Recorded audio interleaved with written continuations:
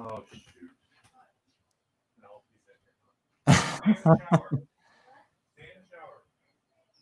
Hey everyone, am I live? Did it start?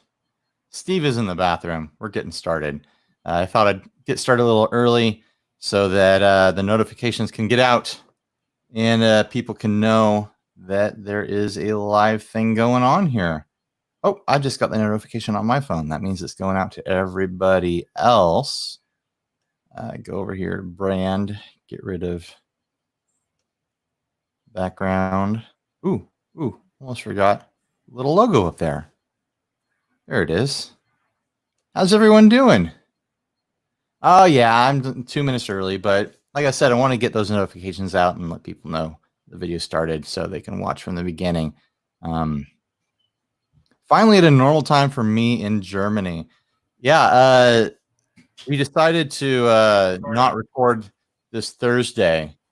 So we had to move it over to today, and we're doing middays because we got family stuff later. So, am I drunk today? Not yet. Oh man, I thought about grabbing a beer, but I was like, is 11 too early? It's 11 o'clock in the morning here. So, I mean, it's gonna be 5 o'clock eventually. You can get warm. Yeah. I gotta drive in like 3 hours. So we've got 3 hours to record. Perfect window of time. All right, you ready to get started, Steve? I don't know. It depends on whether or not I need to go grab a beer. Press record on your side. Oh yeah, that's a good idea. Let me actually check my levels. How have my levels been for you? Fine, they're good. I'm gonna roll it down a little bit because I think my mic's in a little closer. All right, I am recording. Thanks for reminding me. Clap it in. Here's the title screen. Here's the intro music. See you on the other side.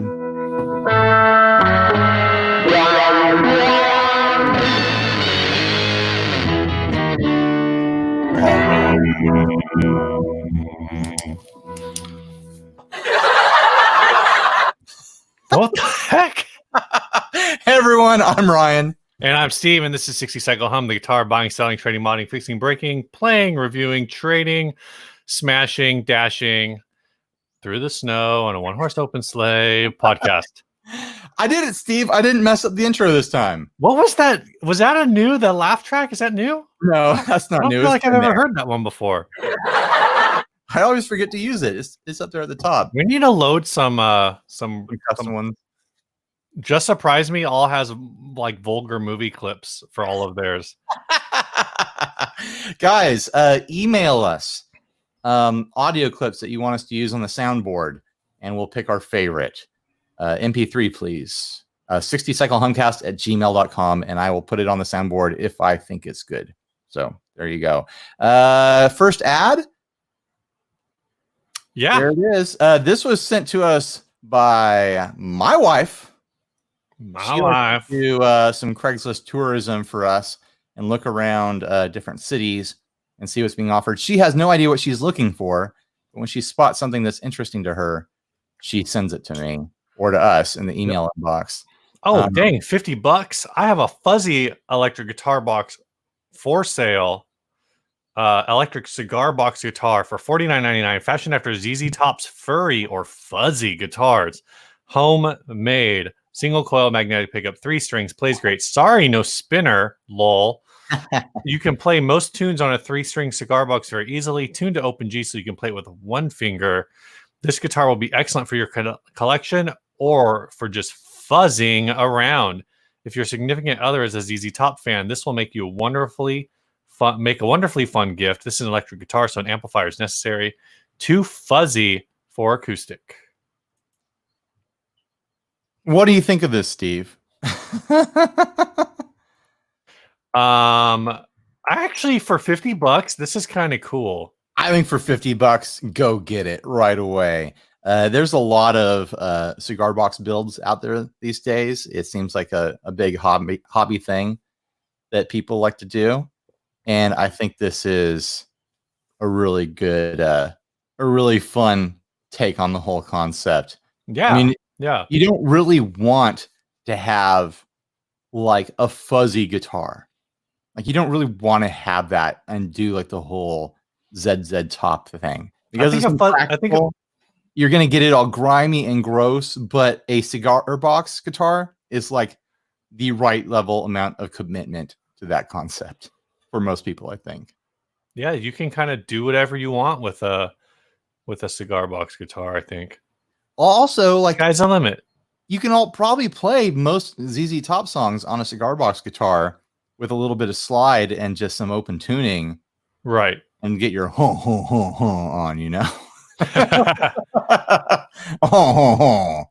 that was better. And for $50. Wait, was that the Swedish Chef? No, Swedish Chef is like Hagenborgen. Oh, that's right. That's right. What am I thinking of? I'm thinking of it's like a French character that's always like ha ha ha. Oh, that was a Kenan Thompson character from All That. Oh, okay. He's like learning French in the bathtub with Pierre. I think his name was Pierre. Yeah. I like that there's a little Mr. Natural sticker hiding. Is that what that is? Yeah. Are you familiar with that character at all? Nope. You've never seen him around? I've seen that sticker. I just don't. I don't associate it with anything. It's a comic character from made by Robert Crumb. So that's something I know, but you don't. So yeah, suck it. Yeah. Okay, I got something on that. Right. I saw this thing the other day. We can double back to this, but that made me think about you saying like, "Oh, that's something I know that you didn't." I saw this thing. So you're gonna go on a tangent. I guess we're gonna go straight into what's in the news. You know, this whole Quaker Oats Aunt Jemima. Oh my goodness. Controversy. And I saw somebody say, like, they posted this whole thing about how Aunt Jemima was played by a former slave woman. You know, the original Aunt Jemima, not the original drawing, but because that's not who they got the name from, but it was this woman. Her name's Nancy Green, and she was like the living trademark. And this whole thing about how like, oh, by stripping the Aunt Jemima name from this bottle and changing the graphic, we are removing this woman from history. And it's like, that's not history. It's a thing that happened. Right. You haven't burned every, record of her that's in the library. Yeah. It's a cool piece of trivia. But I mean, if we're going to go that far, bring back the blonde brawny man. There was a blonde brawny man? Well, that sounds like a Mandela effect to me. I don't remember that. And that's not to say like that her contribution wasn't important, but the idea that like you're erasing this person from history, like I'm sure like if you study like ad marketing, like because you're going to go work for a Mad Men company, maybe you should learn about this woman. Right. Also, if you like really dig into her history, it sounds like she kind of got screwed pretty hard for being the spokesperson of this company. Like because some versions of the meme say that she died a millionaire because of it. Like she was one of the first black millionaires and whatever.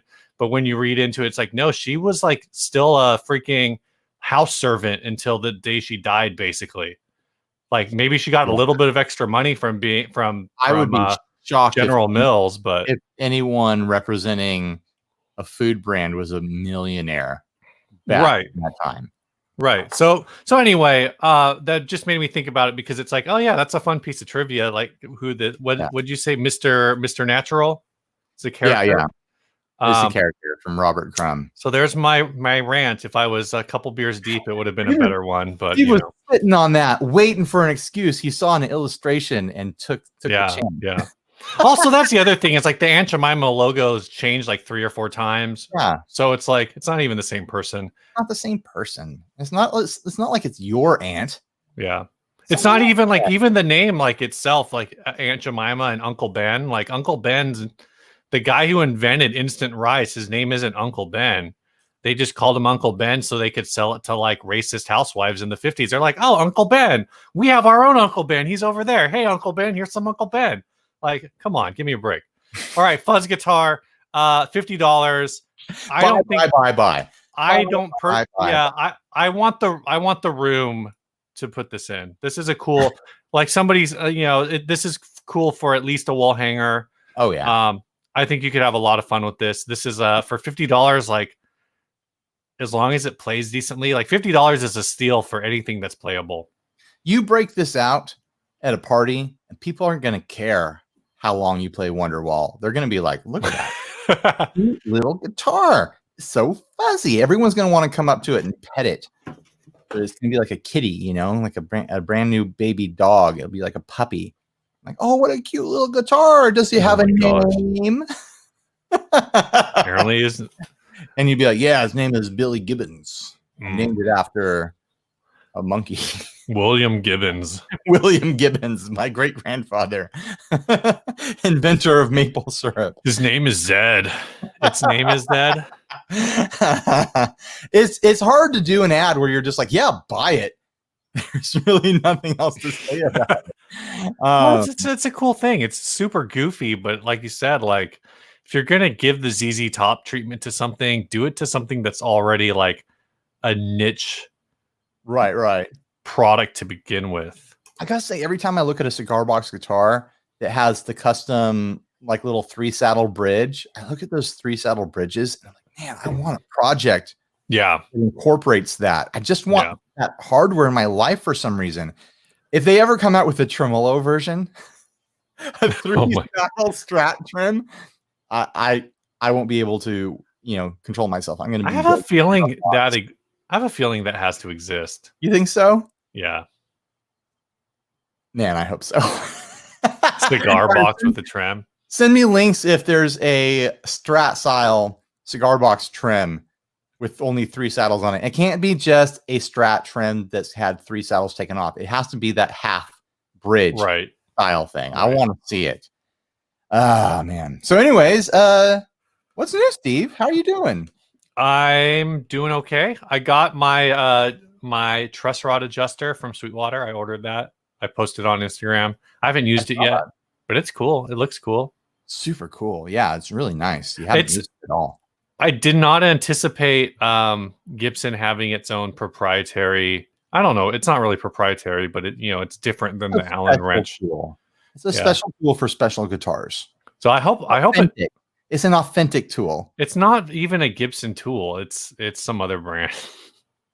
I should have brought it up and I didn't. Oh well.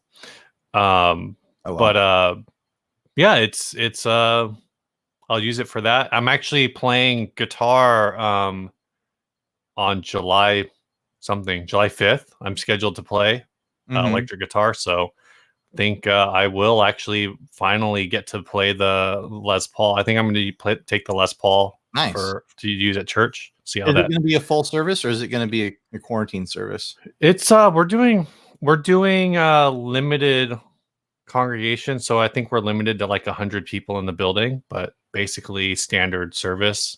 Gotcha. It's the whole like people on stage don't wear masks, and then you put one on when you get off, when you're like leaving the stage deal. Mm-hmm. Everyone has to have their Twitter checked when they come into the building. So yeah, we'll see how that. I mean, my week won't be the first week. I think actually this week is the first week. No, last week I think was the first week they did it. So is what it is. It is what it is. Yeah. So that'll be cool. I'm actually kind of anxious about it because I haven't used my pedal board in its current configuration, and we have a guest leader that week. So I have no idea what I'm in for. Hopefully they don't want the parts played like the record, because that's not going to happen. Well, hopefully they just want swells. Yeah, I never play it the way it's recorded, so I've never given them that satisfaction, so no one expects it from me. Right. It just depends, like, if there's a song that has like a signature riff, but if it's like 6 songs I've never played before, like, yeah, you're just getting some scales and some swells. That's all you're gonna get from me. Exactly. I've got 2 reverbs on my board, so we'll keep those on all the time. I actually played at church on Thursday, which is why we're recording today. Yeah. Saturday, doing this live stream. I got the notice the day before, like, hey, can you come and do a service recording with us? And I cleared it with you and my family, and moved a podcasting day to Saturday and stole time away from my family. But it's Father's Day weekend, so Suck it. We'll do what I Oh want. yeah, happy My weekend.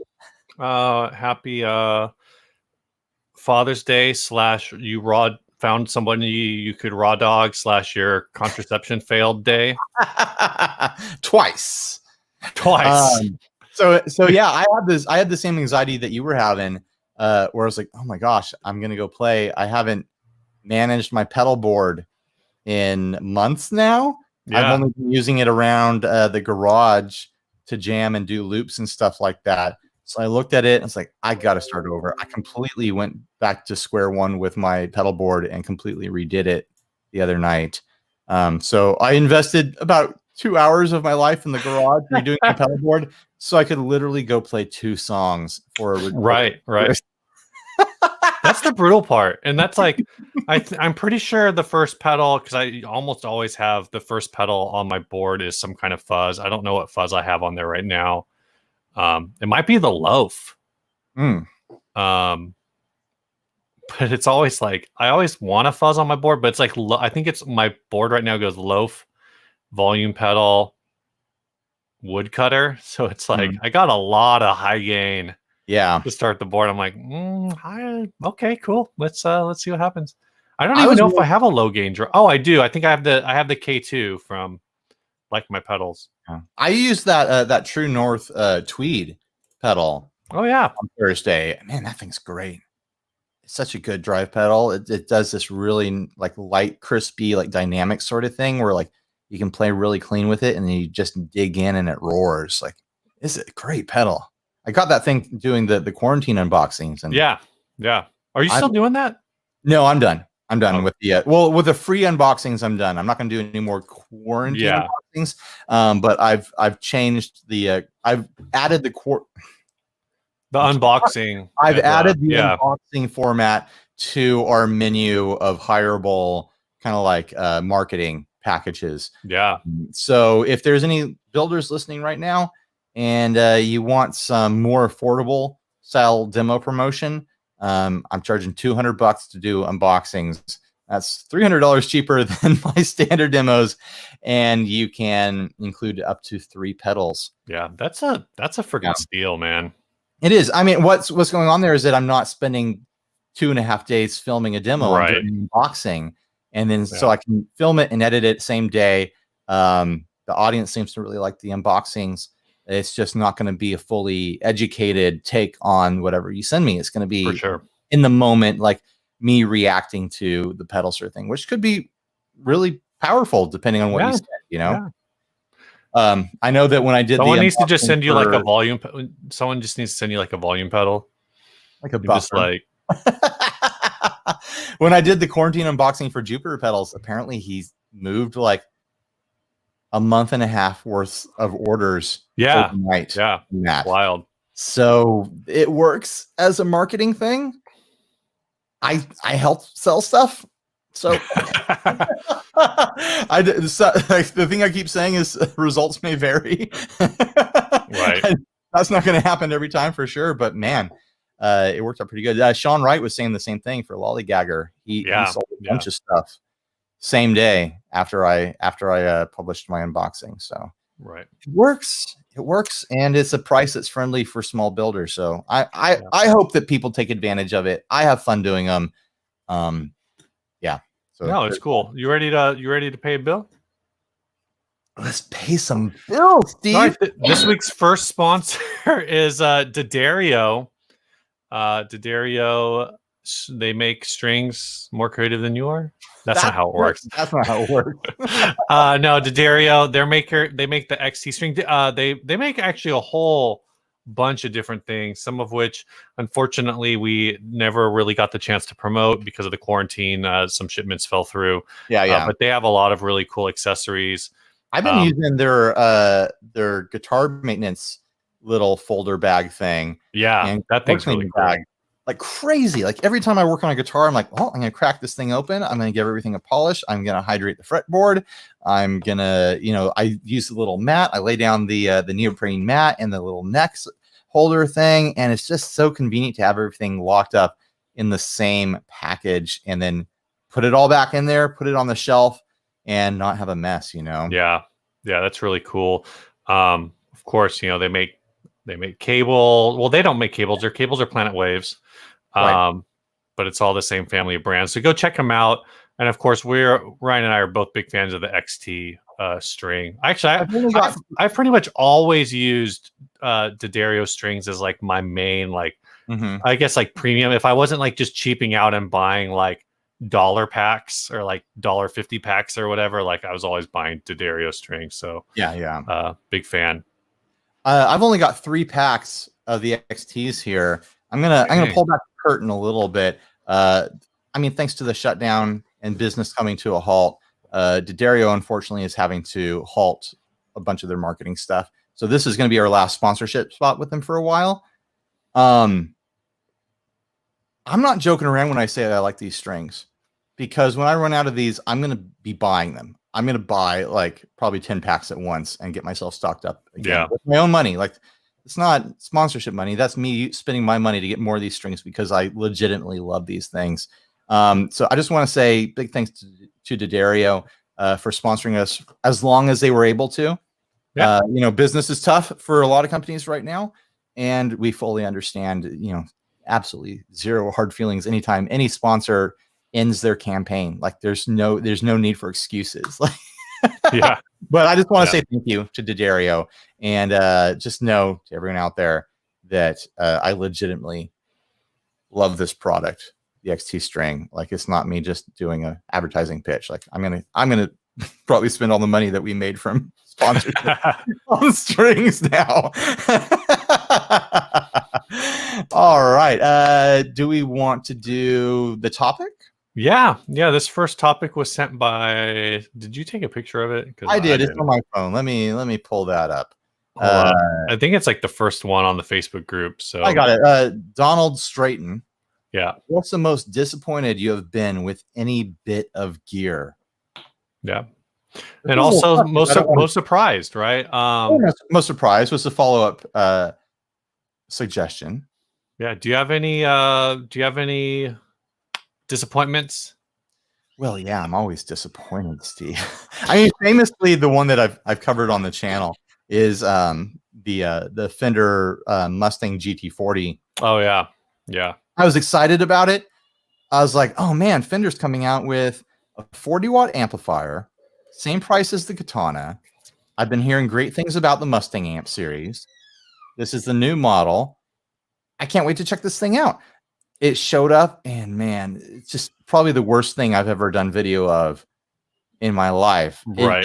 The video doesn't even capture it because the problem was, like, you can't record how bad it sounds with one microphone because, like, the speakers were out of phase or something. I don't even think it was the speakers. I think that the signals going to the speakers were out of phase. Right. Because it splits everything into a stereo signal, even though there was only like one stereo effect in the whole amp. Yeah. There was no reason to split it in the first place. Thanks for the super chat, Dan. I had to rebox that thing and return it through Amazon because it's like, this is not an amplifier. Right. At the end of the day, it was not great, and I was so disappointed by it. I kind of wish I had never ordered it and covered it at that point. It was kind of a mess, and like the fallout from that, a lot of people, a lot of people accused me of being a liar. Yeah. Even though, like, it's not just like you had that issue. A lot of different reviewers had like observed similar issues. Yeah. And the Mustang amps are famous for having what's called like a distant sound. Yeah. A lot of their patches. It wasn't that. There was something much bigger going on with the GT40. Thankfully, I mean, they sent me the GTX 100, and I was worried about it. I was like, oh man, what if it's the same problem? But it's one speaker, and it doesn't have that problem at all. It has the distant Mustang thing that they're famous for, but it doesn't sound out of phase. It doesn't sound like small and nasal and weird and broken. But yeah, that was probably my biggest disappointment ever. Do you have any that you feel comfortable talking about?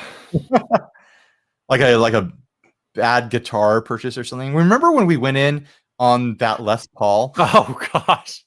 That Les Paul. It was less than a Les Paul. I had to work really hard to make money on that. That was back when flipping was actually a much more easily doable thing. Yeah. I forgot about that. Yeah, that was kind of disappointing. That was like pre-show, right? That was like 7 or 8 years ago. I don't know. Yeah, I think so. I think it was pre-podcast for us in the PP. Yeah, that was I still can't believe that you didn't realize it was fake. You know what? I get like this happened to me last night.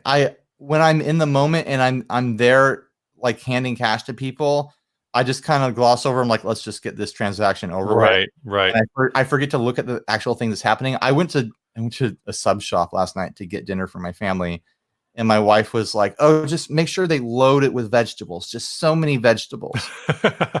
And I ordered this hot sub for her that still has vegetables on it. They take it over to another station to dress it up. They don't do it in front of you. Oh, weird. And so he brought it up to the front all wrapped up. And it's like, did you put all the veggies in it? Because I didn't watch him do it. He's like, oh, yeah, they're all in there. And I was too like anxious about it to like ask like, hey, I thought I was going to watch you put the veggies in there. I was going to ask you to double them up. Could you double them up? I was just like, oh man, it is what it is. And then of course my wife opened it and there was barely any veggies. So it was like worse than I just didn't double it up. It was like there was barely anything. And so what I'm hearing, what it sounds like is that's what I did with the Les Paul. Is like the guy was like showed it to me. I was like, I don't know. I've never owned a Les Paul. Right. I mean, here's because it was like a super good deal. It was like wasn't like $200 for 2 guitars or something like that. Yeah, I think it was. I just want to get out the door with this thing. It was something like that. It was like a really good deal. I mean, it worked out. I managed to sell the Yamaha for enough to basically cover everything. I forgot the other one was that Yamaha. Yeah, kind of wish I kept the Yamaha for myself. Yeah. Hindsight, right? Somewhere there's a guy who's still trying to probably flip that Yamaha for even more money. Right. I think I pretty much maxed it out. He's like, "Oh, is this going to gain value in the future?" I'm like, "No idea. Maybe, sure, why not? I mean, it's Yamaha. They make really good." This was, before Yamaha had really like stepped up their guitar game again. Yeah. So it's like, oh yeah, they make really good motorcycles. Boats, lawnmowers, pianos. Do they make lawnmowers? Probably. Or am I thinking of? No, I think that's Yamaha. I'm pretty. They make small engine stuff, so they've got to make. Yeah, lawnmowers. I'm sure they make one. Other disappointing things to talk about. I've bought some things that were like really. One of the things I was thinking of is actually a small builder purchase, extremely short run from a guitar forum I was on years ago. I bought it like years and years removed from when this small batch triple pedal was made. And basically everything, by the time I got it, like the jacks are kind of rusted. It's like a couple of the knobs are really are like crackly, and it's not. I don't think it's like crackle okay like the freaking super hard on from Zvex. It's just like worn out, and I put it on my board and I was just like, I don't really like any of this.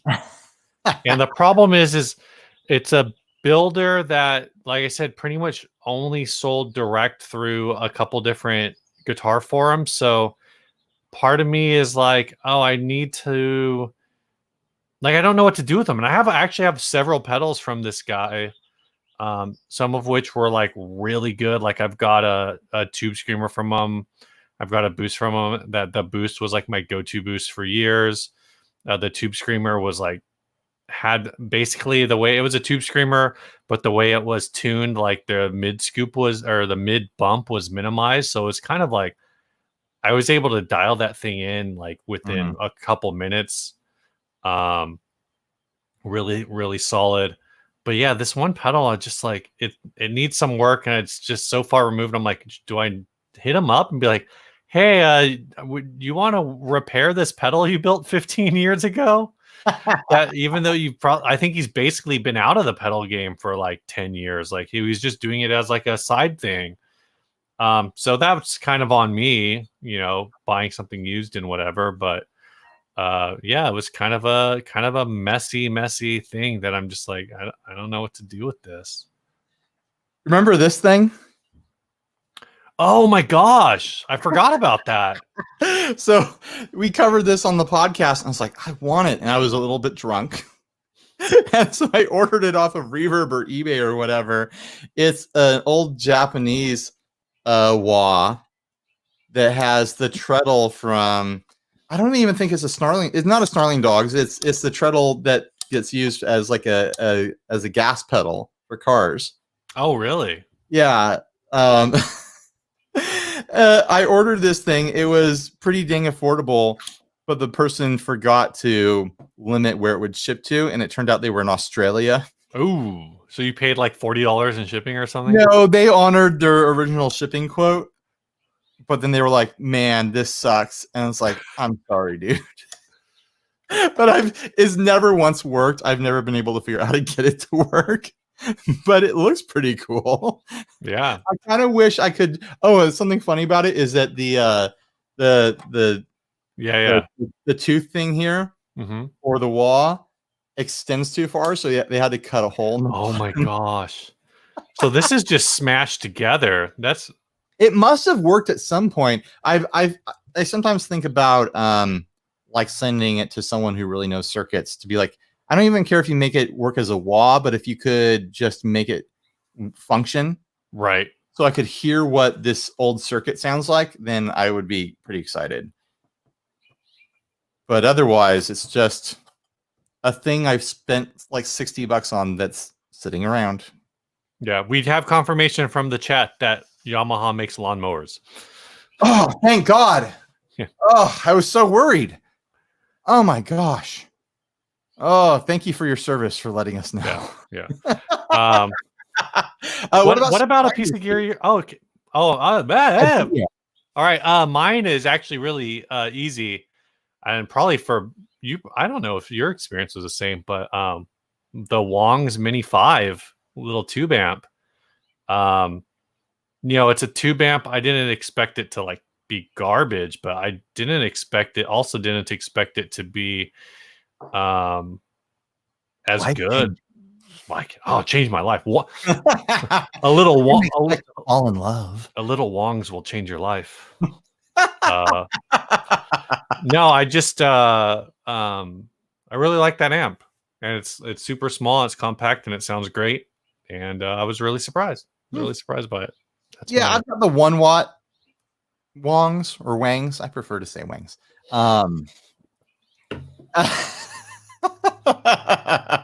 I just prefer the mouthfeel of Wangs in my mouth. It's to me, you just love the way Wangs roll off your tongue. Yeah. To me, it just sounds like any other super low wattage amp. Like, right. Okay. Yes, it's fine. I guess it's just not my thing. I feel like I need at least 5 watts to get like I need at least a 5 watt Wang to, feel things. But yeah, 1 watt was just too low for me. I should probably sell that thing at some point or move it because I have not used it. Should just figure out a way to do something. Anyway, talk about it. I mean, maybe I'll figure something out with it. Something that really surprised me is probably the Bullet Mustang.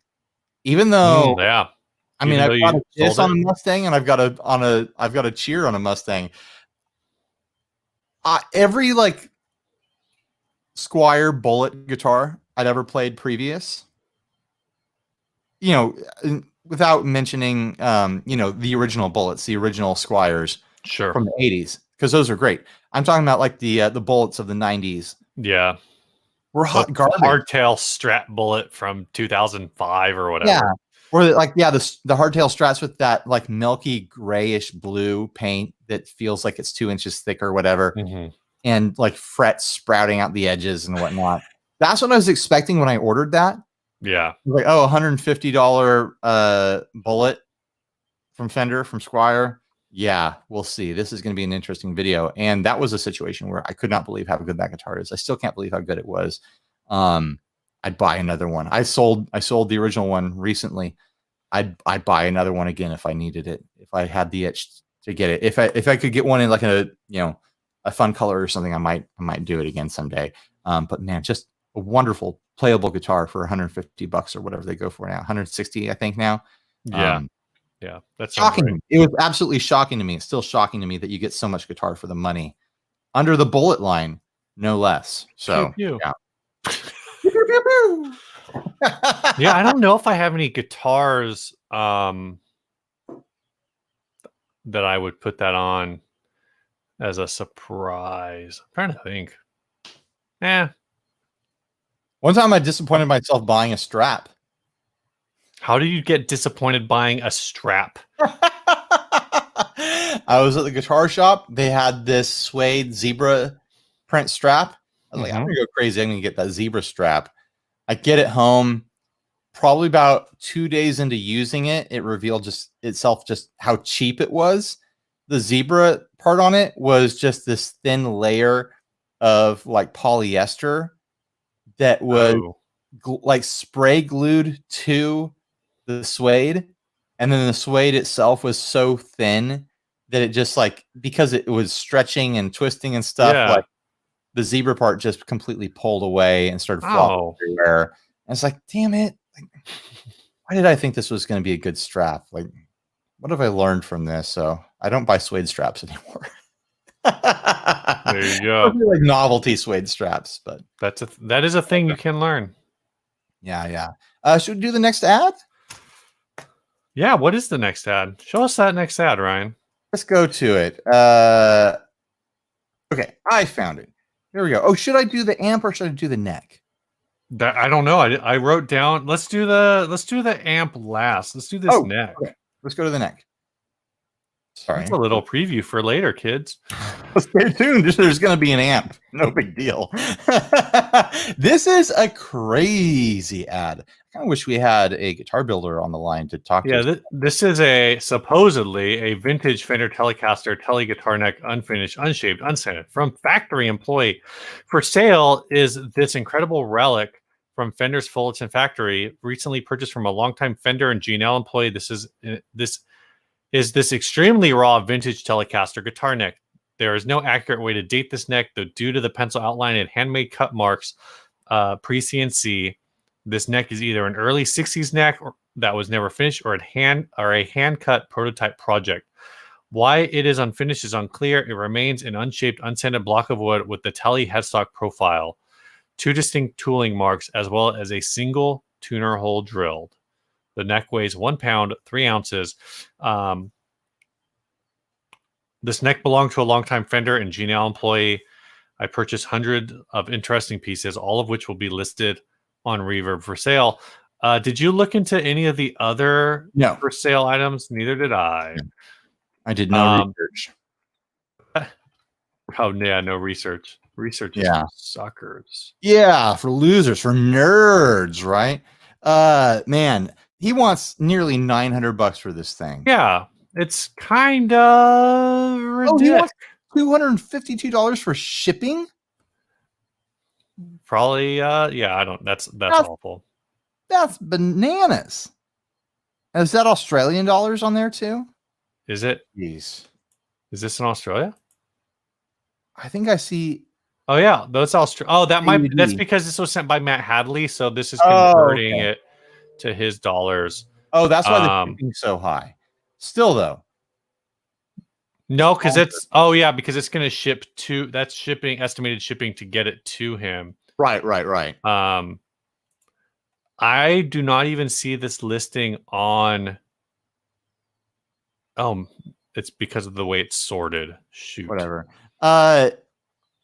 We're essentially looking at just a raw chunk of wood here that's almost in the shape of a Telecaster neck. There's no shaping done to it. No nut cuts, no fret cuts, nothing. It's just it's like a 2x4 that's been roughly cut into the shape of a neck. There's no way this is worth $900, right? I don't care. The price on this is if, like, Leo selected this wood, spit on it to see the grain, and then hand cut it himself with a pocket knife. It's not worth $900. Yeah, this the price on this was dropped to $575. There's actually 2 people who have this in their carts right now. And it looks like this person who's selling this just bought a bunch of necks. So they have one of these, but there's also one that's like a Strat. The only situation I can think of where someone would buy this is if they were a very niche builder that wanted to do, and they could track down the history of this neck and know for sure, like, oh yeah, Leo cut this. This was or like, hey, this is a prototype broadcaster neck. Right.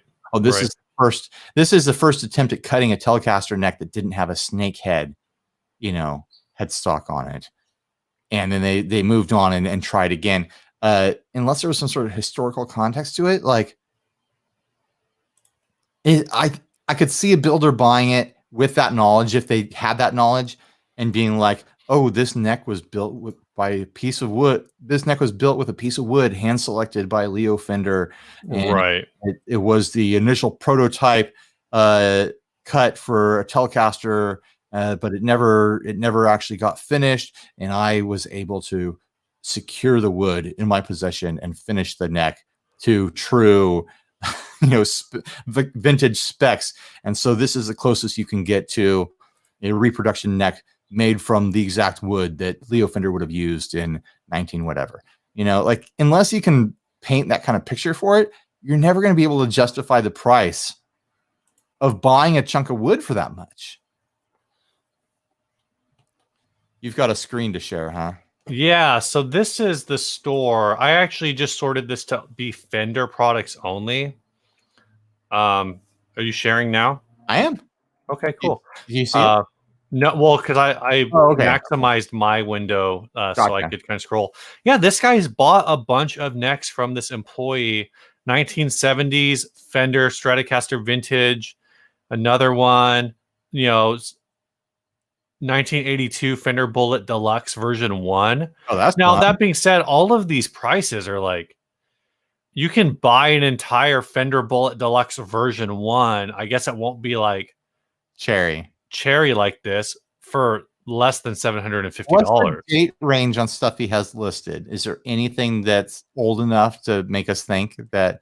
I mean, he said this employee worked for D&L as well. Like, this isn't an employee that for sure was there during the early days. Yeah, so there's like these 70s one, these big headstock 70s ones up here. One of them is a maple bound Strat neck, so they're asking like for almost $1,400 for it. There's like a lot of these are like late 70s, 80s. So even this vintage Telecaster, like, there's an assumption that it's like a raw block. It's not like built to work on a CNC or whatever, so it must be special, even older. There's some older stuff in here. There's a Harvard amp cover. There's this 1948 Fender Pine Esquire body. So that's like how much did you want for that? $50,000. Holy hell! A gold sparkle 1959 Stratocaster. How much for that? I can't see the prices. It's too small. $100,000. Oh my gosh!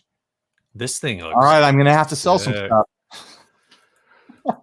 Oh, that looks gorgeous. I'm trying to see it. Oh, I didn't look. I saw this one. I think someone tagged me in a post about that one. There is a serial on the neck plate. I'm not going to bother trying to verify that right now, but there's a serial.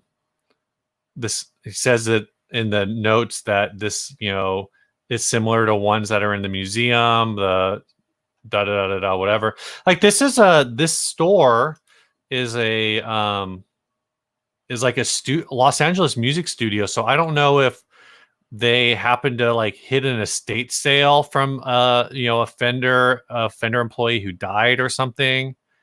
But there's definitely a lot of like 70s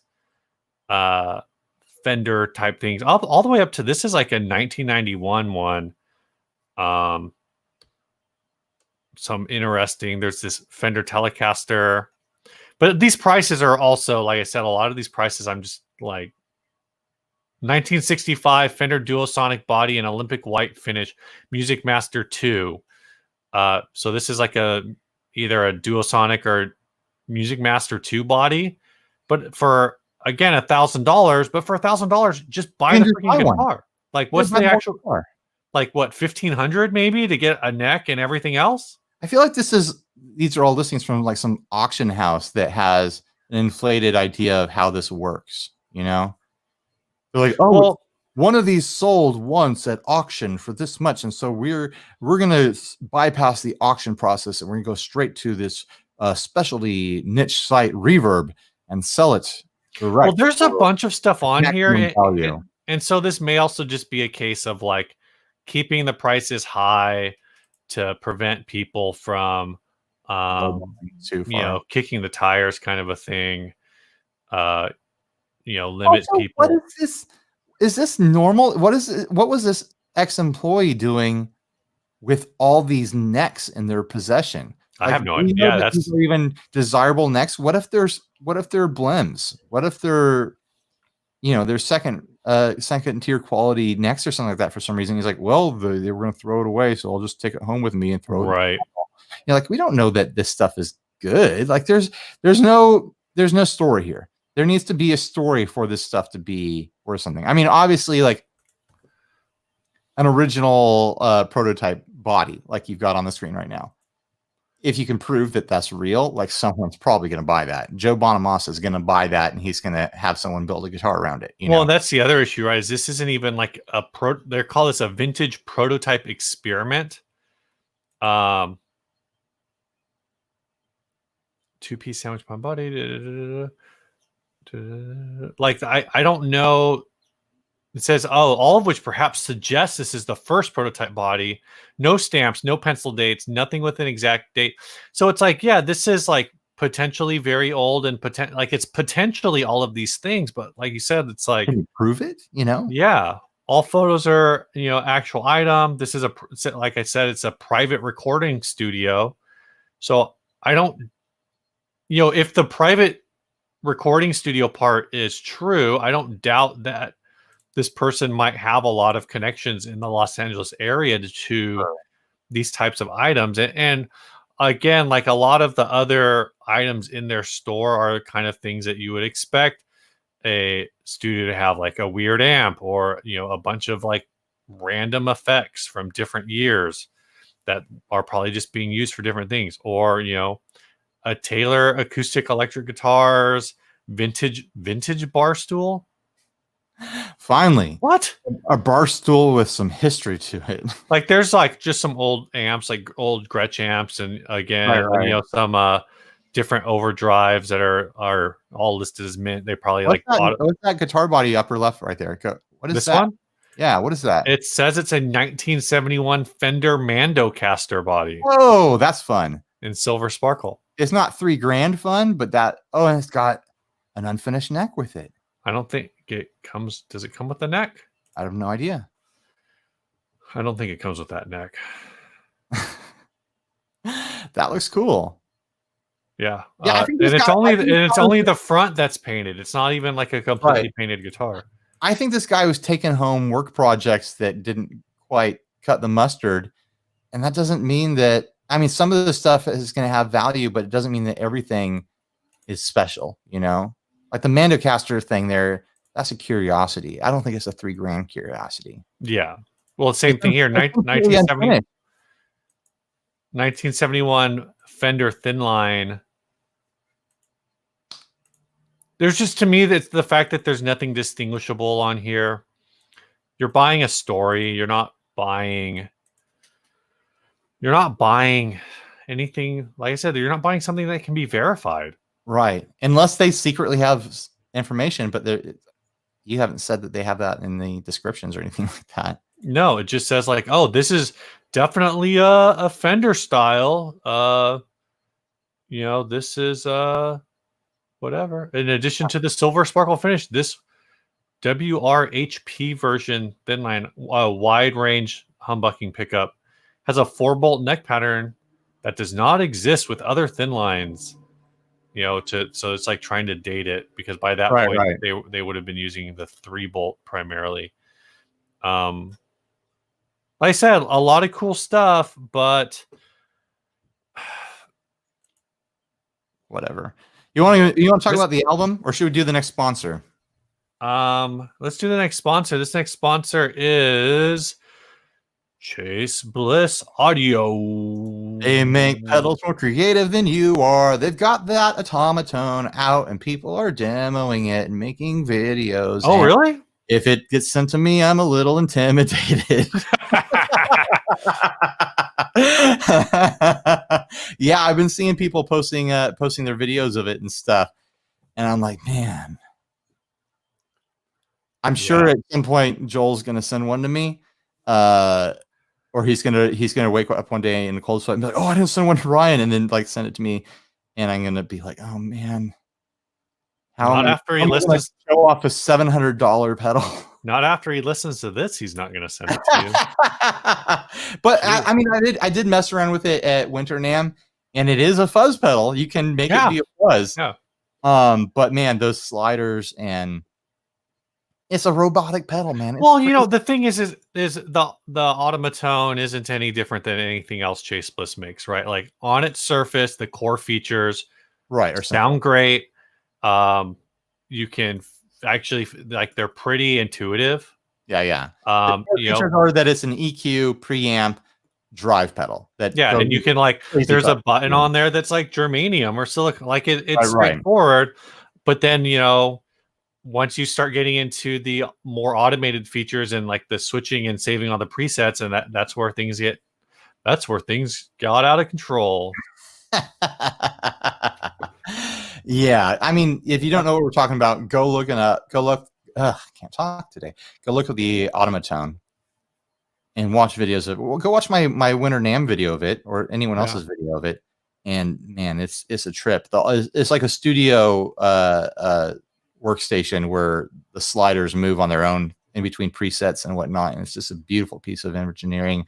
And it's got the preamp section from Benson in there. It's a Benson collab. Yeah. Pretty wild. Super cool. Go check it out.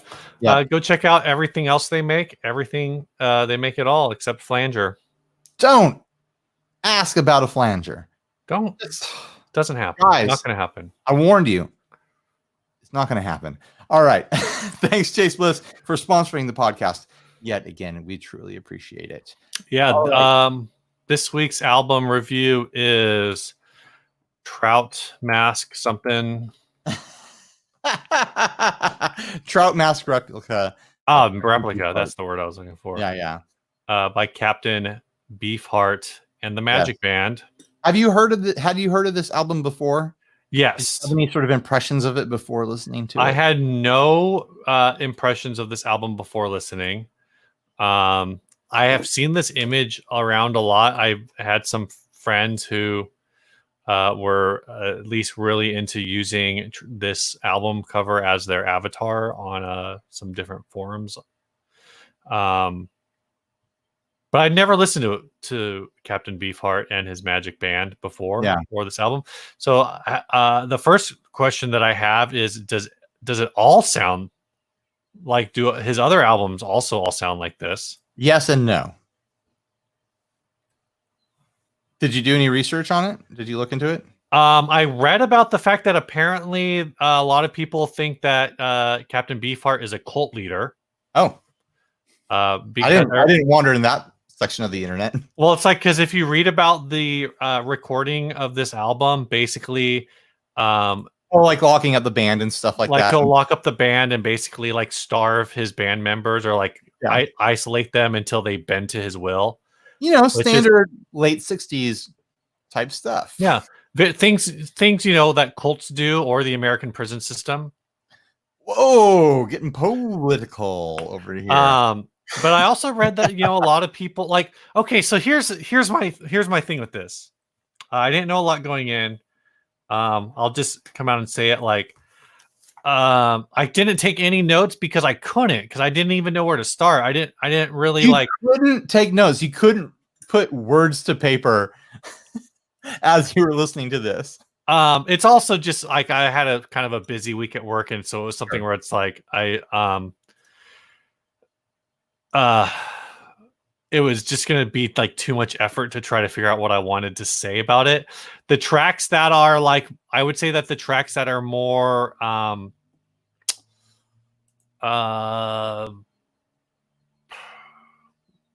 normal Okay. are pretty listenable. Okay.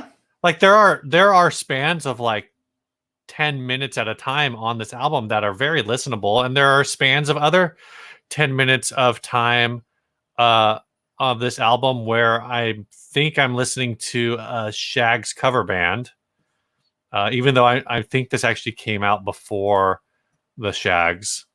Or maybe it was the same year, around the same time. Around the This same is time. after? Yeah. So maybe the Shags were an influence. Yeah. On the old Beefheart here. So I have very limited knowledge of the history of Captain Beefheart, but I do know that they had a couple albums before this that were much more traditional, like blues rock, like the kind of blues rock you can expect at the time, kind of sound. And Captain Beefheart himself, forget his name, wanted to go a different direction and did all the crazy stuff you read about starving his band and locking them up in a house and all that sort of stuff, all this experimental stuff. And this is what popped out. And then they tried to do, from what I understand, this is just like random knowledge that's in my head. I don't know how much of it is true. Then they did like another more normal album, and critics are like, hey, what the hell? And no one liked it. And so I think they reformed, I want to say in the 80s, and did more of this. And gotcha. So it sounds like really random, but apparently they were performing all these songs and repeating it and reproducing the album as live performances. So it's like it's all planned out stuff. Well, so that was I enjoyed it. I had listened to it years and years ago, but I really enjoyed this re-listen to it. I remembered it being weirder. I remembered it being a harder listen. So maybe once you like repeat listen to it, it starts to like organize in your ears a little bit better. But there was something very fun about it for me, and I totally would put this on the record player while cooking breakfast or something like that. Yeah, I could see that. I could see that. Background music. It's kind of like I was listening to it. It's like, this is like cartoon music. Like a lot of this should be in the background of like, like weird experimental, adult cartoons, like Spike and Mike level. Animation stuff. Like it goes with this rubbery kind of like free form, like kind of upsetting sort of motif. Right. It's interesting. Reading about the way they recorded it is really interesting. They actually rehearsed this album for like 7 months, or for I don't know 7 months for a long time, to make sure it was like all set. Apparently, all the songs were written in 8 hours. Whoa! Like 8 hours of total work. But like I said, it was all very. My understanding is it was all very. It's intentionally experimental, I guess. But it's also like I said, it's like you said, like they did concerts of these songs. They reproduced this. Like it was all planned to be what it was, in a sense. And yeah, I just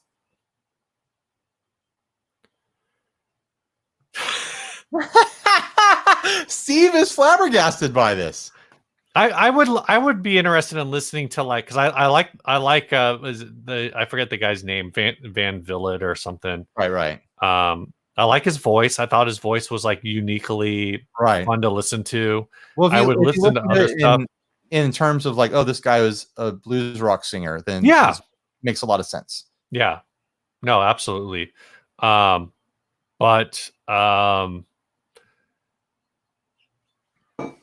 like I said, just kind of like as a casual background listen, as I'm trying to do work, I was like, okay, this is fun and interesting, and it had these moments where I like had to stop and really listen and be like, okay, I really like this.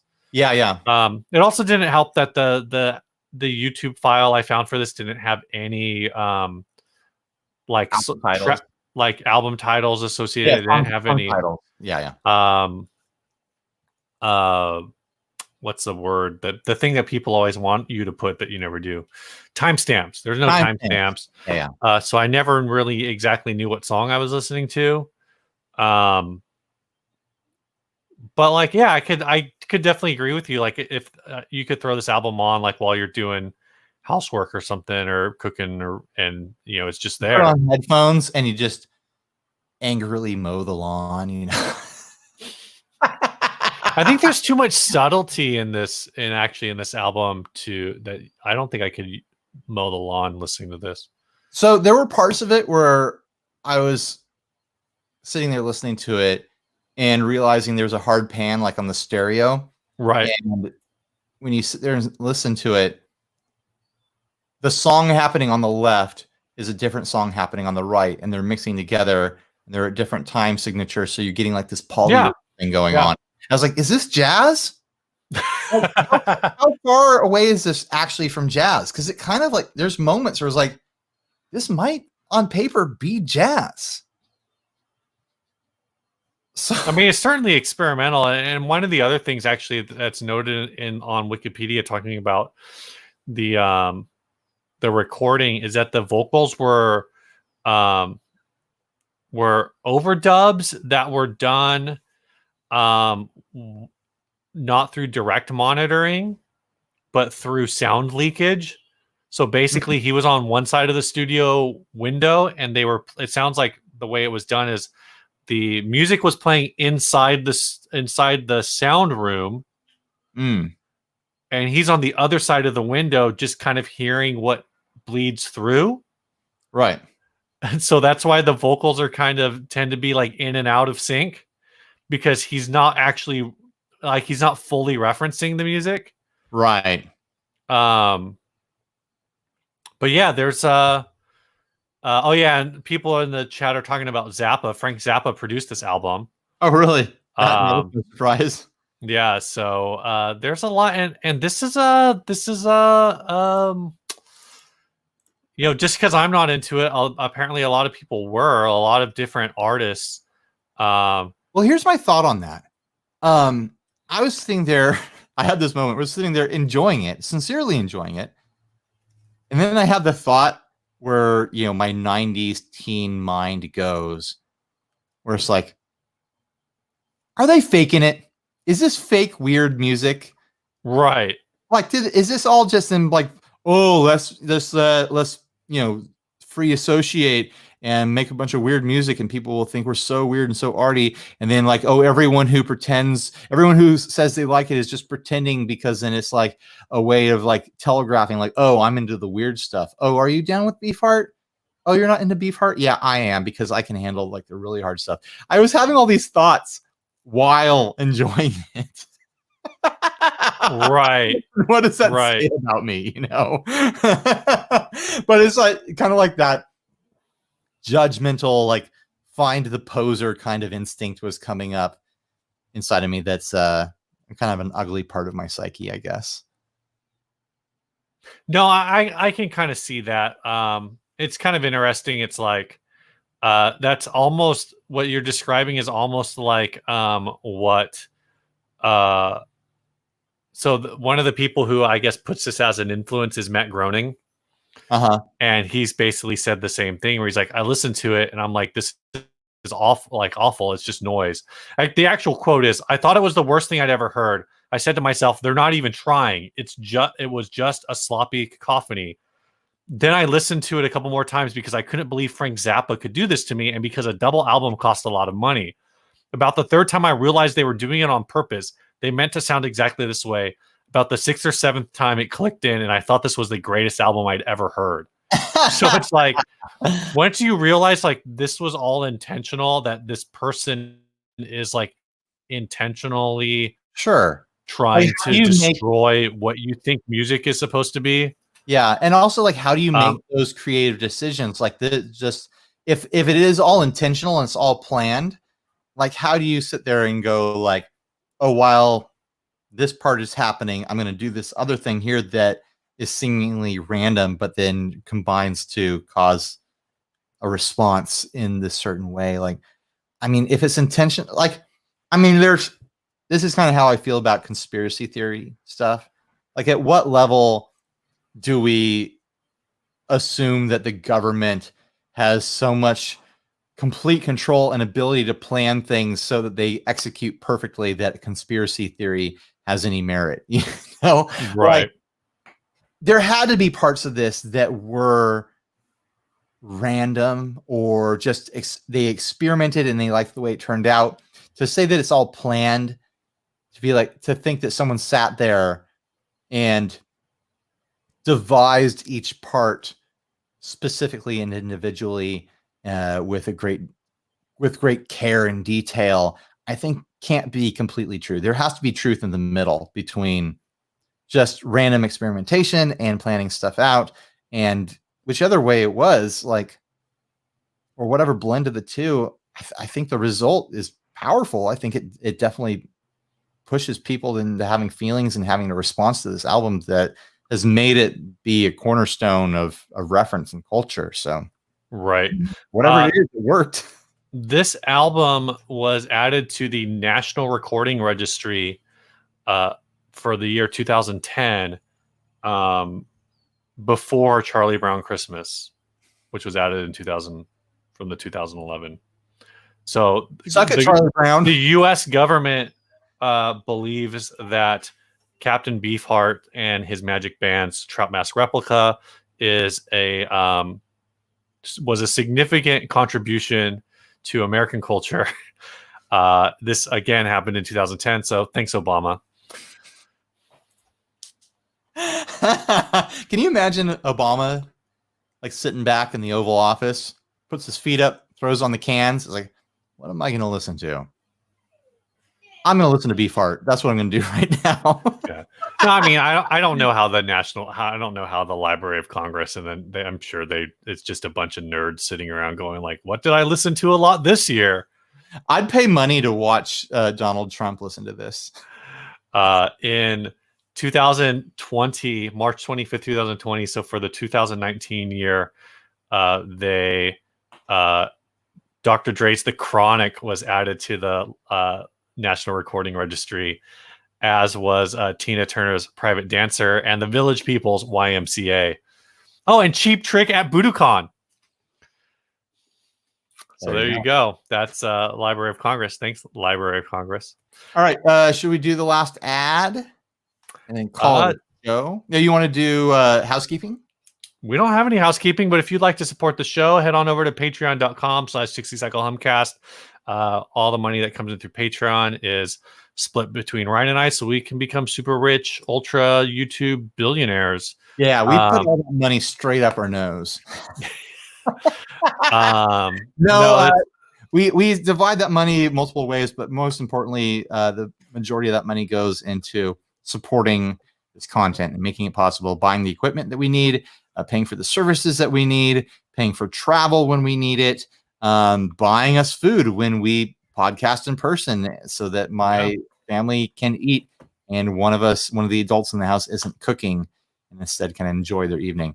So huge thanks to all the Patreons, huge thanks to all the future Patreons and the past ones. You make this possible. You really do. I was thinking about it the other day. Like, I've gone full time with this. I really have. My profit margins are so slim that if I had to cover the cost of production out of pocket, like, this would have stopped happening probably a long time ago. Like all the content on the channel, it just wouldn't have been feasible. So the Patreon, I've really made all of this possible in a way that I can't understate. So thank you. Yeah. This last ad is from Matthew O'Leary. This is a crate amplifier with free guitar. The amp was used maybe 20 times in my home, never went outside, and never was used for any gigs. It was given to me by a guitar collector Oh, the Gibson is not real, but rather a nice fake. Nice fake. Nice fake there, guys. Way to fake nice it out. fake. It was given to me by a guitar collector about 15 years ago with the promise to never sell it. He wanted me to pass the good gesture forward to someone else as long as they promise to do the same. Please do not break the chain. It says $550 in Canada.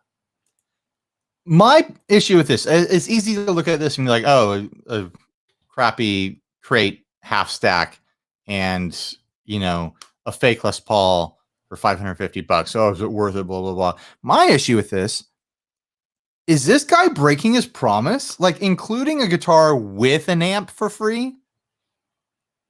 For free, that's still selling it. He's not giving it away.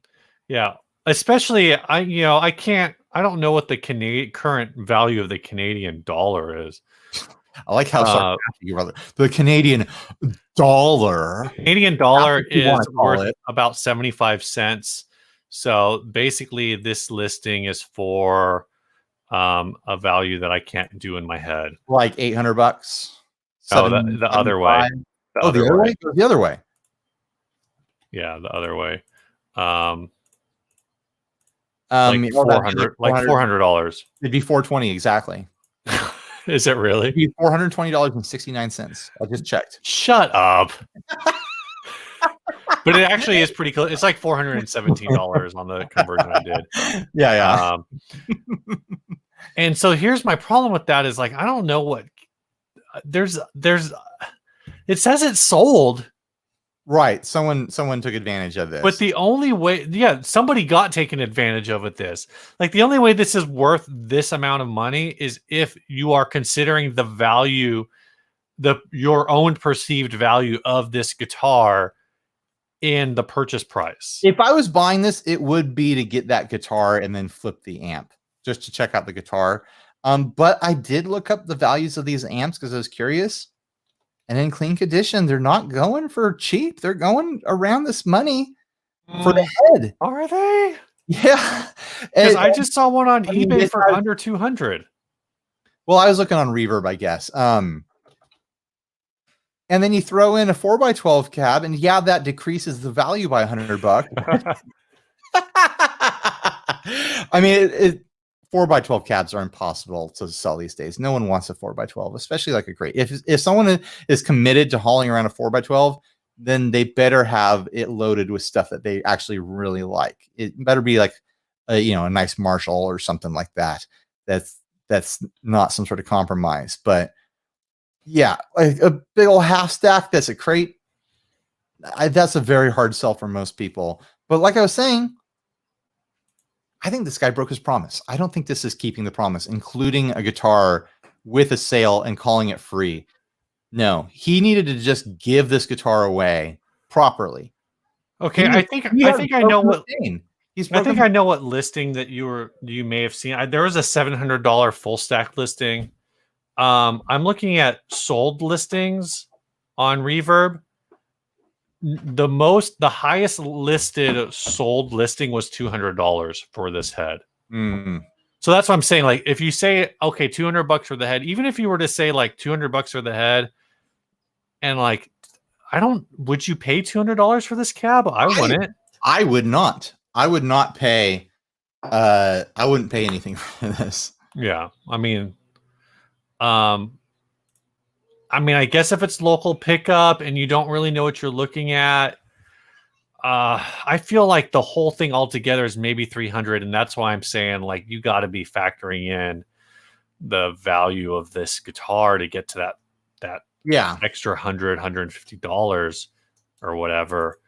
I mean, no matter what, like even if this is a good deal, even if it's like, oh man, I could flip that amp for $800 and then I got a guitar with it because the guitar is being included with a sale. Yeah. I'm saying it's no longer free. And this guy has broken the chain. He's broken the promise.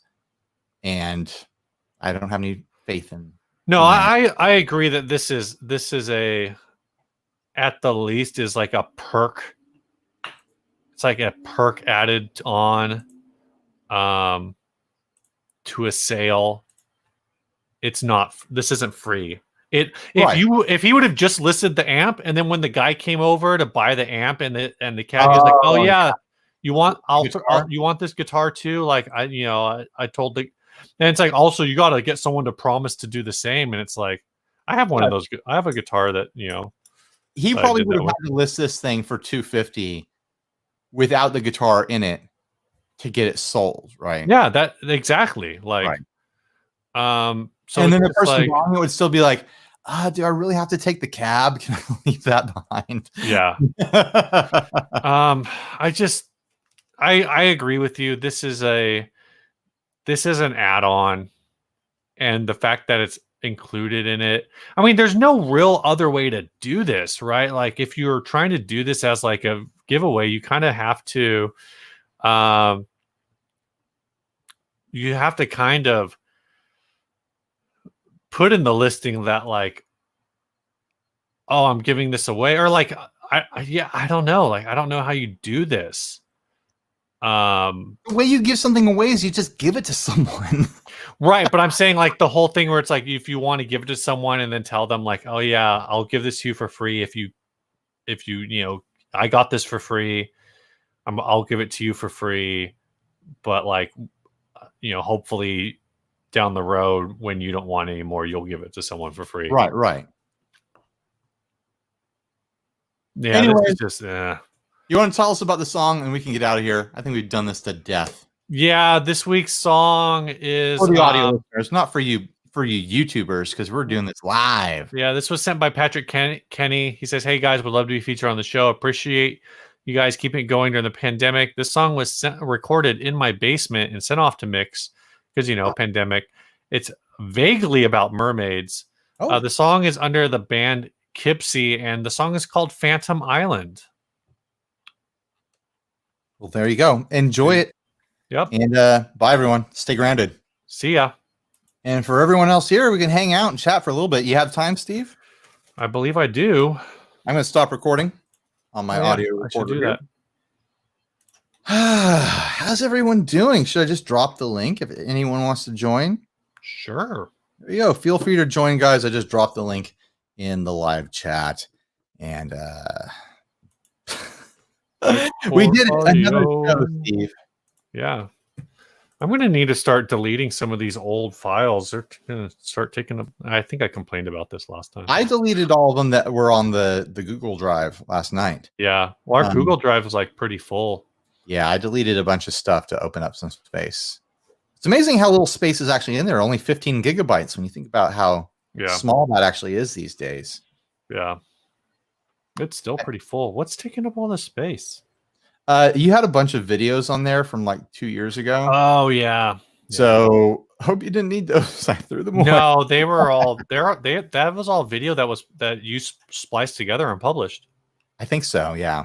So, it was used for something at some point. Good old something at some point.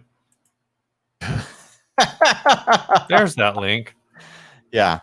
I've posted it a couple times, and I dropped it in the YouTuber group as well too. So maybe someone will join. But it's Saturday afternoon. People are probably out having a good time right now, living their lives, having fun.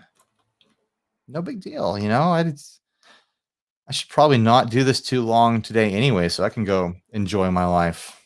Yeah, we're going to my parents later today to do the first half of Father's Day, and then we're gonna go up to my wife's dad's place tomorrow. I'm just gonna hang out here tomorrow, and I'm gonna cook up ribs. Nice. And my family can come over if they want. So that's your mom. Is your mom talking to you? Yeah. We've got Bibster. Hey man, what's going on? Hey, what's going on? Hanging out, doing our thing. I don't know why I said it like that. Are you taking us on a tour of your ceiling fan room here? Yeah. I was just moving to the other out of the workshop. Well, you and Steve with your ceiling fans. I feel like an outsider. Yeah, just put a ceiling fan in your garage. That makes a ton of sense. Like go right there, right above me. would actually kind of work. So do you think that guy didn't want him to sell the Gibson because he was more worried about him ripping someone off? I think it's like if you give something away to someone, you want them to pay it forward. You don't want them to flip it. You know, I gave something away recently, and it's like I said the same thing. Like, oh, if you don't want this at some point, like pay it forward. And they're like, okay, I will. I have no idea if they will or not. Yeah, they actually relisted it on. Yeah, they used my photos and published it before they even got it on the Reverb. Seems like the internet. Yeah. Quality internet right there. No, that's I kind of alluded to it, but that's like the I have a PV generation Telecaster. It's a Telecaster style guitar that was missing a couple parts, but I got it working again. And that was the deal. Is the guy was like, "Well, it needs a couple parts, but if you're willing to do like the work, I'll give it to you for free." And so I got it for free. Sorry about that. That's all right. But that was his deal. He's like, fix it up, and if you ever want to like give it, if you ever don't want it anymore, like find someone to give it to. And so it just lives in my closet now. Because you'll never give it away. No. If I can't flip this, I'm gonna keep it forever out of spite. Well, that is like the tricky thing, because I've thought about it and I'm like, I kind of like the way the electronics are kind of crazy, are really crazy in there. So I was thinking about like, oh, I could drop a wiring harness in there. And at what point have I done enough work that it no longer justifies giving it away? It's like, no, I actually put some real effort into making this. Well, when you give it away, you have usable. to strip the wiring harness out of it. Like, I'm keeping this. No. Yeah. I swapped out pickups in that Pure Salem. Yeah. People freaked out. Oh, one person did. One person accused me of ruining it. Like, you ruined that guitar, and it's so insulting that they sent you a guitar and then you changed it. It's so disrespectful. Yeah. And then that same guy updated his comment like a week later, and he's like, "Oh, I had one on order and it got here, and yeah, you were right. The pickups are really muddy, and I don't like them." But they're not really actually muddy; they're just really high output. And so, where my story is going is that someone wrote me, one of our inner circlers, and was like, "Hey, if you don't want those pickups, I'd like them." I was like, "Well, make me an offer." And they made an offer, and I accepted it, no questions asked. I was like, "Well, here you go. Here's some pickups," and I shipped them off to him, and he threw it into his Les Paul project, and he seems to be very happy with them. So there's that. There's my story. Thank you. Wow. Can you sell it if the person who gifted it dies? I mean, in this case, this is people who are like just giving it away. Like, I don't know if the guy I got my guitar from was pretty young. So unless he, he was older than I was, but it's like either died from COVID or he died at the hands of police. So he's dead now. Gosh, yikes. Hey, you got political at least like 3 times this episode. Should be like a new counter, like in the corner. How much political? You got a little clicker. I'm jealous. One of the shows that I listened to just released a drinking game to go along with their show. It's like a bingo. Oh no, it's a bingo card. I don't want to die. And I was like, oh man, like I wish someone would make a bingo card off of our stuff or drinking game or whatever. Well, the difference is you guys usually drink when we like. It's the opposite. Usually we do things that you guys drink versus that would be someone drinking because of us. That's true. That's true. Hey, you guys. Hi. Hello. Hopefully our sound doesn't mess you up. We're not in headphones. Oh, it's awful. No, it's fine. Oh my gosh. No echo or anything like that. Cool. Yeah.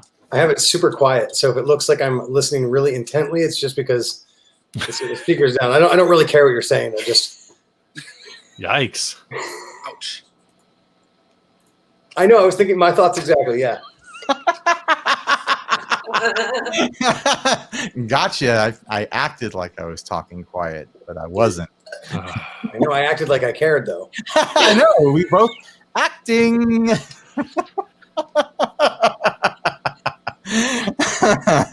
how are you guys? We're good. We're good. Just hanging out. Waiting Yeah, for it's weird. That It's sweet, weird sweet doing Father's this on Day a. to come. Got what? We're waiting for that sweet, sweet Father's Day to come. Yeah. Oh yeah, Daddy's Day. Daddy's Day. That's what we call it. Daddy's Day. That sounds questionable. I have to tell you guys, this is going to sound ridiculous, but because this is live streaming, obviously you don't do the song, and I know that, but for whatever reason, as soon as you said the song is vaguely about mermaids, I got all excited and I was like, Karen, come here, because I was watching it on the couch and she was in the office doing work.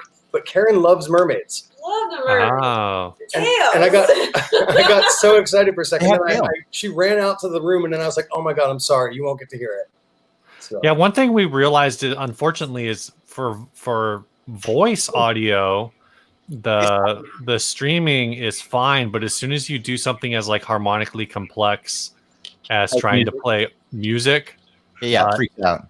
the stream just can't handle, doesn't know what to do.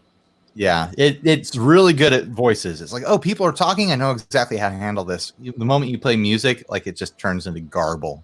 Bad.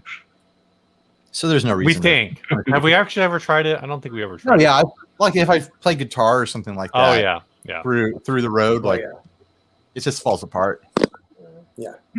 Can't even tell like what chord you're playing sometimes. Yeah. Well, that's me anyway.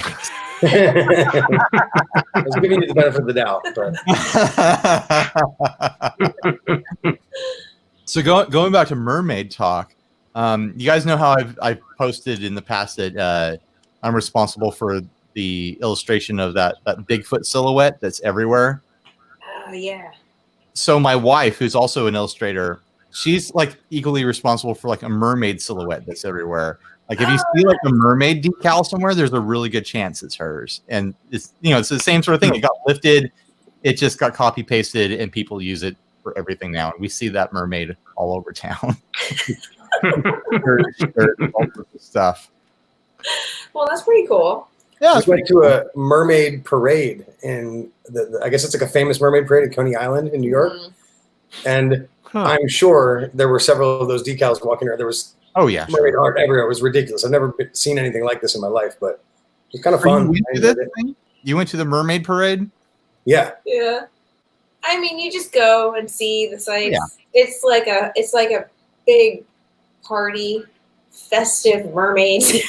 We did not dress like mermaids, but we were about the only people that did not. It's pretty crazy. If I was like hanging out and I was looking at my phone and it popped up on Nextdoor, so I'm like, hey, there's a mermaid parade down the street. I don't care about mermaids. I'm still going. Hey, Bipster, what's that blue guitar back there? Which one? There's a blue one. Oh, it's a hold on. That's a groat. We're going on a trip. A Oh, it's a groat. groat. Yeah. You've got the groat. Mm-hmm. Yeah, so it's one of those like $160. It plays like $160, but Oh, no. Sorry. Uh-oh. I was trying to make you the main screen, but it doesn't let me do it. so yeah, I think I got it last summer when Nice. they kind of first were coming out. I was trying to get a Firefly, and they were out of those, and they had these, and I was like, $160. It kind of tickles the hollow body. Yeah. I mean, it plays decent. I got the strings on the start are obviously garbage, but like everything functions correctly. It's got obviously like right here in the neck, the finish has got a good chip. It's got a big line from the finish chipping or finish starting to crack. But I mean, if you think it's going to be a $400 guitar, it's not.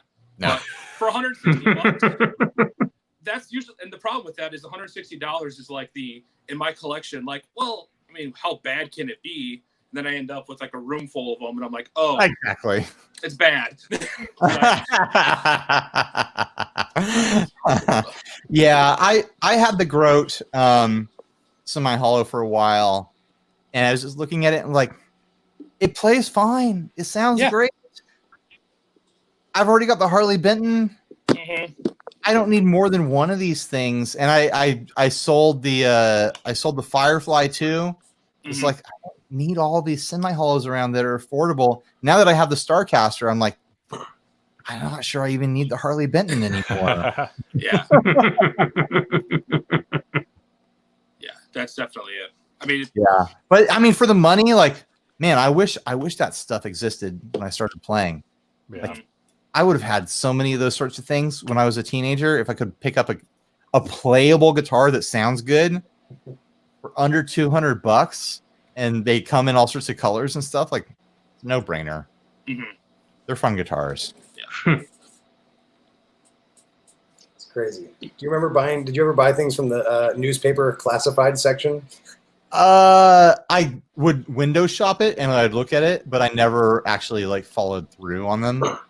But that's like a super old-fashioned thing now. Like, Yeah, I have an Earth Sound Research G2000 head, which they were made in New York, but it's basically it's like a clone of a dual Showman reverb amp. And I got it off a guy in Harrisburg, Pennsylvania and I'm from an hour away from there. That's how, like, this was like the newspaper you would advertise in all kinds of newspapers. You know what I mean? Right. Sorry. I guess I'm behind that. Oh, you know what? Hold on a second. But, there you go.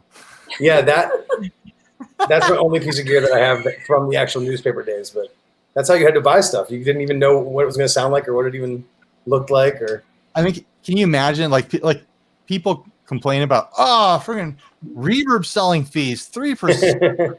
Oh, then I gotta quit this thing. You used to have to take out ads in newspapers to sell things. How much did that cost? How much did it cost to list freaking guitar amp in a newspaper? I feel like it was only like $1 a line or something. It was pretty $1 cheap. a line. Yeah. Yeah. Oh, we lost Sassy. Oh well. Sorry, Sassy. I hope you have a good day. Or maybe we'll see you again. I don't know. $1 a line. Maybe it's like 50 cents a line, but I remember something like that, 25 cents or 50 cents. Yeah. Imagine if you charged reverb sellers that way now. Just the paragraphs and paragraphs that people write. yeah. But it was funny because of that, I think that's the reason things were so vague. Sometimes it would just be like guitar, black, and then have a phone number. And then you'd have to call the person and be like, what kind of guitar? Right. Go down. Oh, it's a Hagstrom that was converted to a fretless. And you're like, what the hell? Like, yeah, I didn't want to pay for fretless, and Hagstrom was right out. So, well, that's where it even gets like more dicey. It's like you think about for I don't know. At least for me, it's like I think I had a moment in my like mid-20s where I was like, I'm going to start getting newspapers again for all these coupons so I can save all this money. I did that for like a month, and I'm like, great, I have 96 boxes of macaroni and cheese. I only paid $3 for it. And you have a stack of paper building up in your house that reaches to the ceiling. Yeah. Yeah, I do not miss newspapers at all. They delivered them here for a long time when we bought the house. Like, whoever was here before had a subscription. Obviously, they weren't paying for it anymore, but the newspaper was just like, just keep delivering newspapers, just keep delivering them. No one is unsubscribed. We just got to keep, padding our numbers to say that we still have, subscribers. So I think there was a lot of that going on. I think for a while they were actually like just throwing newspapers in everyone's yard around here. Oh yeah, they'll do that every once in a while.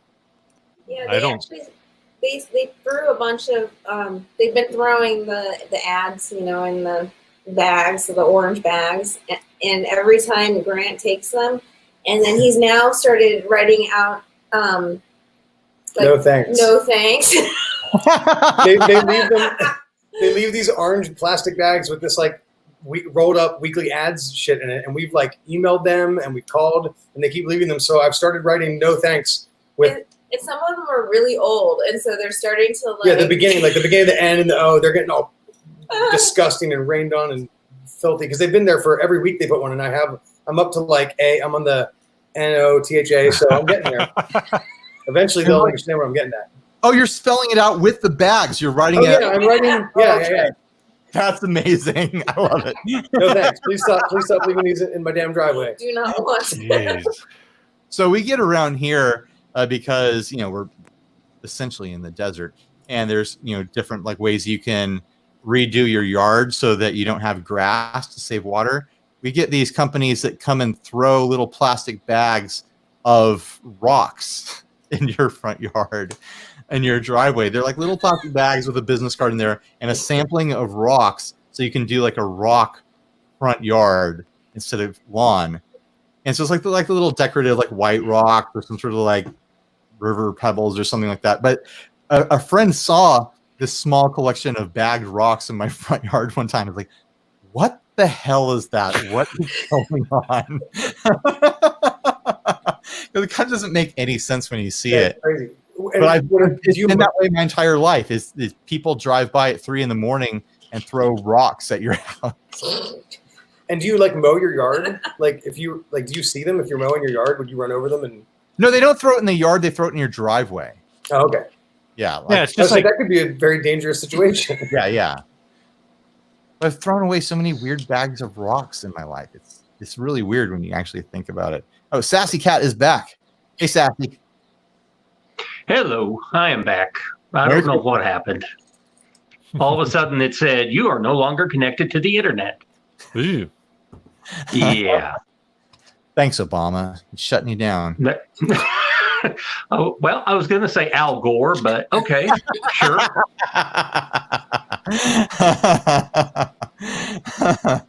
You want to write Obama? That's fine. We'll do that. It just rolls off your tongue a little bit better than anything else. Thank you, Obama. This feels fun to say. Yeah. Trace, I don't know. Hero Glop says, why no pedals instead of rocks in the yard? You got to get on that, Grant. Like bag up bigger pedals and throw them in people's yards. I have. Did you ever see when I threw the Proco Rat? No. Somebody, I did an AMA, like one of those Ask Me Anything Instagram ones though. Mm-hmm. And somebody asked, how far can you throw a Proco Rat?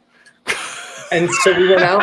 So we actually went out to my neighbor's yard, and I took a rat and I threw it, and I think I threw it like 97 feet or something like that. Holy Wow.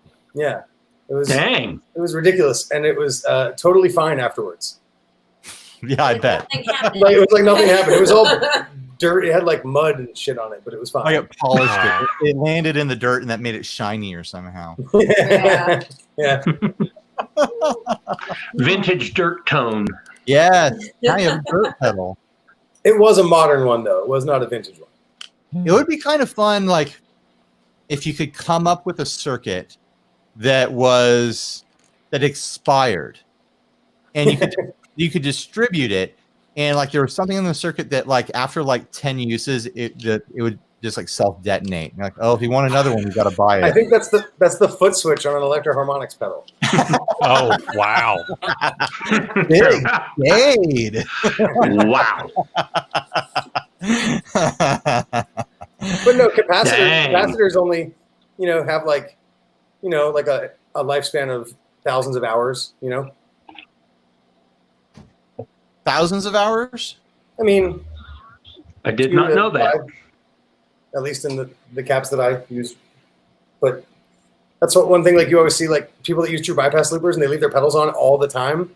It's like, that's fine. But after like 8 years of hard touring, you will have to replace the caps in all your pedals. Doesn't seem like that big of a deal to most people. They're like, I'll break my pedals before 8 years from now or they'll get stolen. But I didn't know that. I didn't know that there was an expiration date on that. Well, that's why you replace caps in old tube amps, because the caps should go bad. That's interesting. I didn't know that either. Yeah. I know. You learn something new every day with this one. I'm still learning shit, so. I try to avoid learning. It hurts.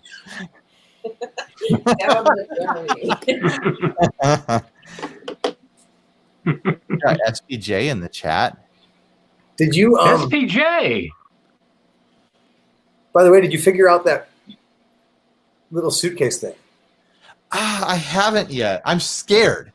I'm Okay. scared to try to figure it out. It's okay. Oh, it's heavy. So Grant sent me on this errand because I thought he wanted it, but he was just like, "You should probably want this." And it's no big deal because it's like a $30 amp. It's a suitcase sort of concept here. Let's see if I can get the lid off of it. It's actually like a portable PA, Oh, dang. an Ampex. Huh. Got volume, bass, and treble. Oh, and they click. They're not well, the volume is a knob, but the EQ is click knobs. The problem with it is that I don't have the power cable, and it's some sort of power cable that doesn't exist. So I was trying to like see if I had alligator clips that would fit in there, but it's all so close together that I'm like, man, this is sketchy. I'm gonna fry the amp, and then I'm going to electrocute myself, like trying to put out the fire. Where did you find this? It was on Craigslist. Grant was Craigslist touristing our local Craigslist. He sends me the link. And he's like, "Oh, you should go get this." I thought he was saying get it and then ship it to me. I was like, "Okay, I'll go get it. It's $30." And Grant was like, "No, I want you to have it." And I'm genuinely curious to see what it sounds like. So I do want to try to get it running. I totally believe that once I figure out how to power it, it'll be fine. I have a bunch of like random little power plugs around here. I think I might try to hack one up. Like if I can saw the plastic part in half and split it, then I could maybe get it to push onto those little leads there more safely. Well, I'm gonna have to definitely like MacGyver something to make it work. Yeah, I'm looking at or attempt making it pictures work. of them. You could just open it up and replace the. Well, here's the thing. It's this really like rock solid construction. I undid a bunch of screws on the front and I couldn't get anything to pull out. So I think I'd need to undo everything, knobs, washers, nuts, everything. And it could have been, it's old. They could have like epoxied that shit together. Yeah, it could be glued. Yeah. And I don't want to, I could go crazy with a saw with a Dremel and just cut a hole in there. Then it's no longer an amp in a suitcase. Right, exactly. It was once in a suitcase. I removed it. Yeah. I know what it sounds like now. Must I have amp in a suitcase? Must I have? Never mind. I liked it. I don't know. Is that a song? It was a riff on I don't know if it was Sting or the Police, but Man in a Suitcase. Ah, Funny only to me. I think that's the I'm the only one that got the joke, so. Well, you have to sing high pitched like Sting for us to know. What Oh, Lord. Must I be made in a suitcase? Wow, that's actually pretty close. Damn. It looks like if you only paid $30, it was a good deal because Yeah. the only one I found on Reverb's like a lot more than that. Oh, and the guy told me that. He's like, I know what these go for used, and I know you could go and flip this, but I just kind of want to get rid of it. He had a whole story behind it. He got in charge of his friend's estate, and his friend was a local radio tech. And so he had all this like radio equipment and like sound equipment in his garage. But he was a radio guy in the 70s and the 80s around San Diego. So kind of cool, kind of local history sort of stuff, I guess. But I don't know. The guy just wanted to get it gone, I think, and he didn't have the plug for it to see if it worked. So I think he knew, like, $30, it'll be gone. He probably could have flipped. Apparently, they were used for like old in like coffee shops. The coffee shop would get like a record player and one of these things, and that'd be fun if I put it in my living room and ran record player through it. That'd be kind of nice. don't I know. can't even find it at all. Any information about it? Apparently, it's a tube amp. No. Is it? At least can't one. be. At least one of their models was a tube amp. It doesn't have any like air vents or anything like that. Like it just. It Oh, can't be maybe it's a different Ampex 620 that I'm looking at that talks about it. AA620. Yeah, there we go. Yeah.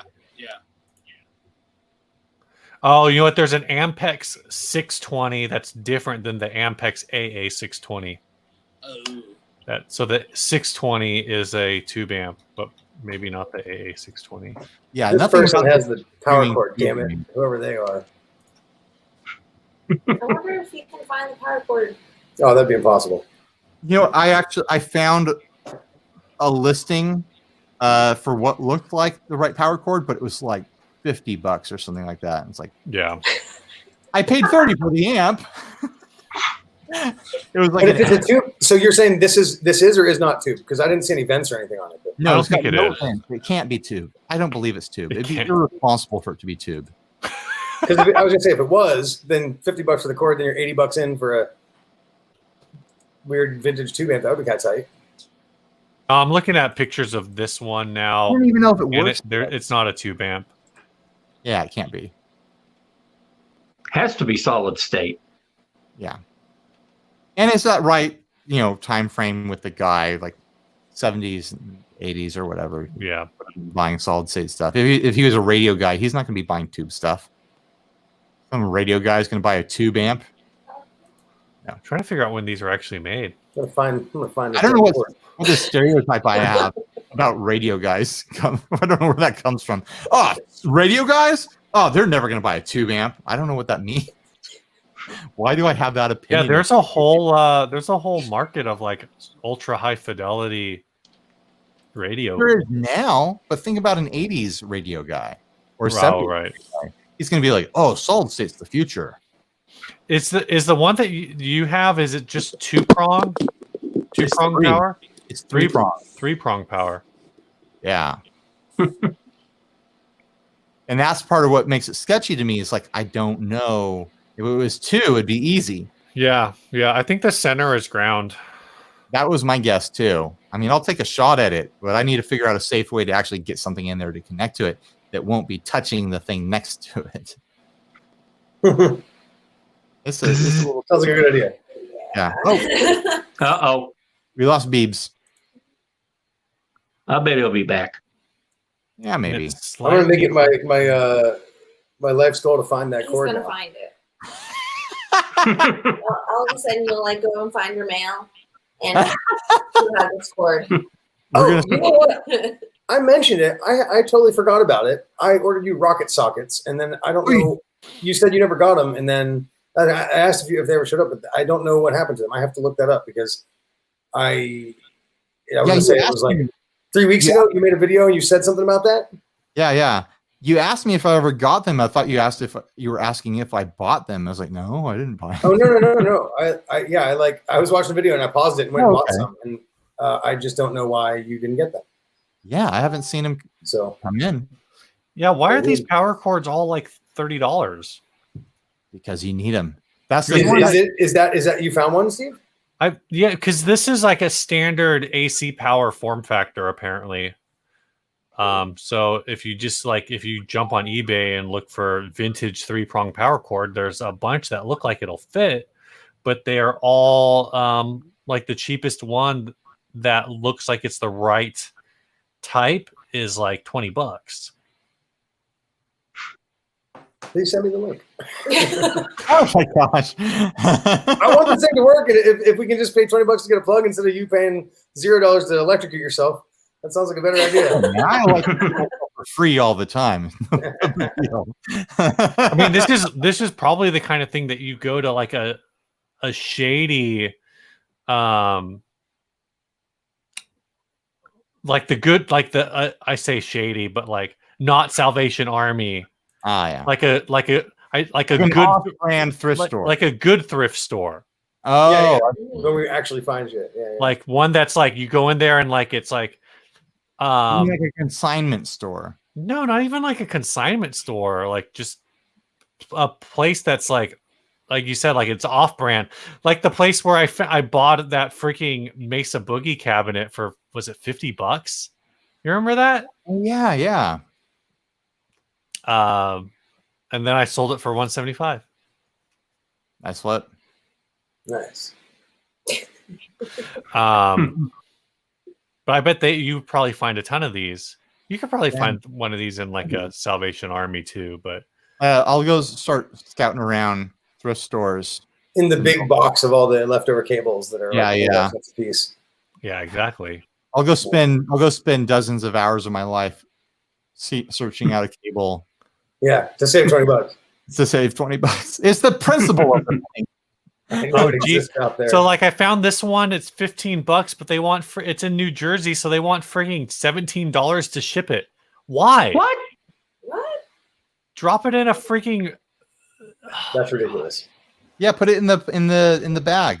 It's a $7 ship, $7 priority ship.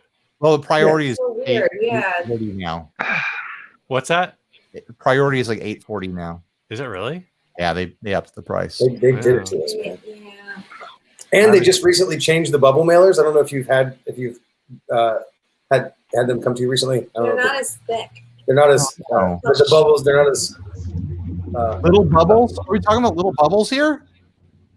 they're smaller bubbles, They're tiny smaller bubbles. Well, Tiny it's bubbles. like the actual material's thinner. And the material's thin. It's a Weird. different material.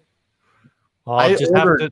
I just ordered some more a week ago and they haven't arrived. They're yet. fine. It's just they're different. It's just things change, man. And It's probably because of us.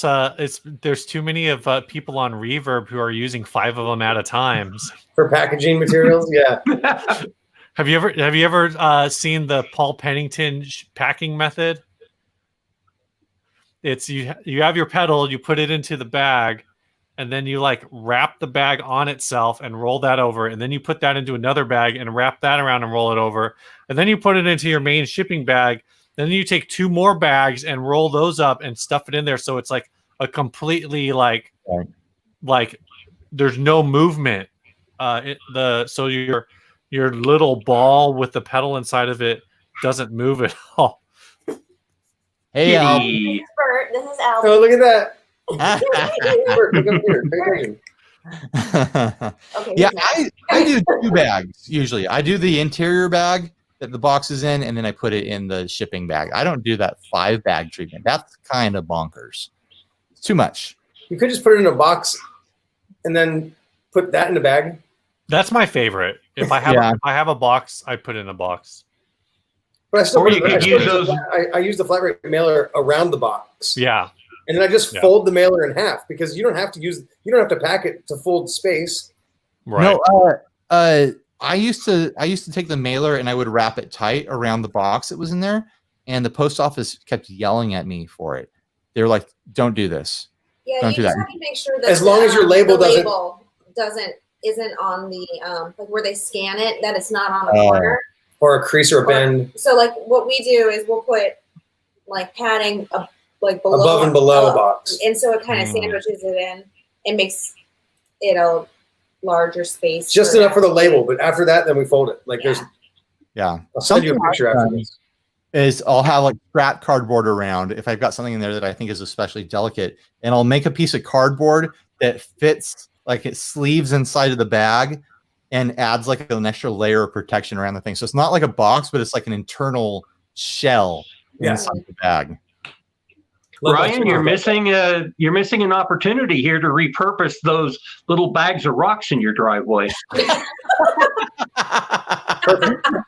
Perfect for packaging. I mean, yeah, I need to start saving all those, and eventually I'll have a front yard. Like, You can also use like hot Cheetos. Is good packing material. Eatos.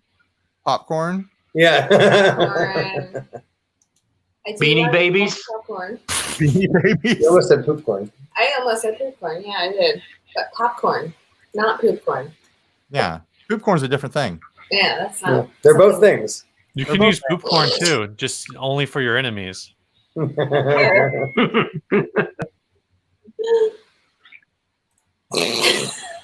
Awkward. Silence. I wasn't going to be the first person to say something after that. Just the things that were in my head, you didn't want to hear what I had to say. That's fun. I've had all these poop corn jokes popping in my head. Like, I can't say any of these. I can't say any of this right now. This is inappropriate. It's like, honestly, I'm kind of hungry, so I'm going to go now. Demonetized. No, you don't get demonetized for that. But if you quote song lyrics, then all of a sudden you'll get demonetized. Play a rip. If you imply song lyrics. Implied song lyrics. Who are you, Ryan Burke? Who? You really want to know?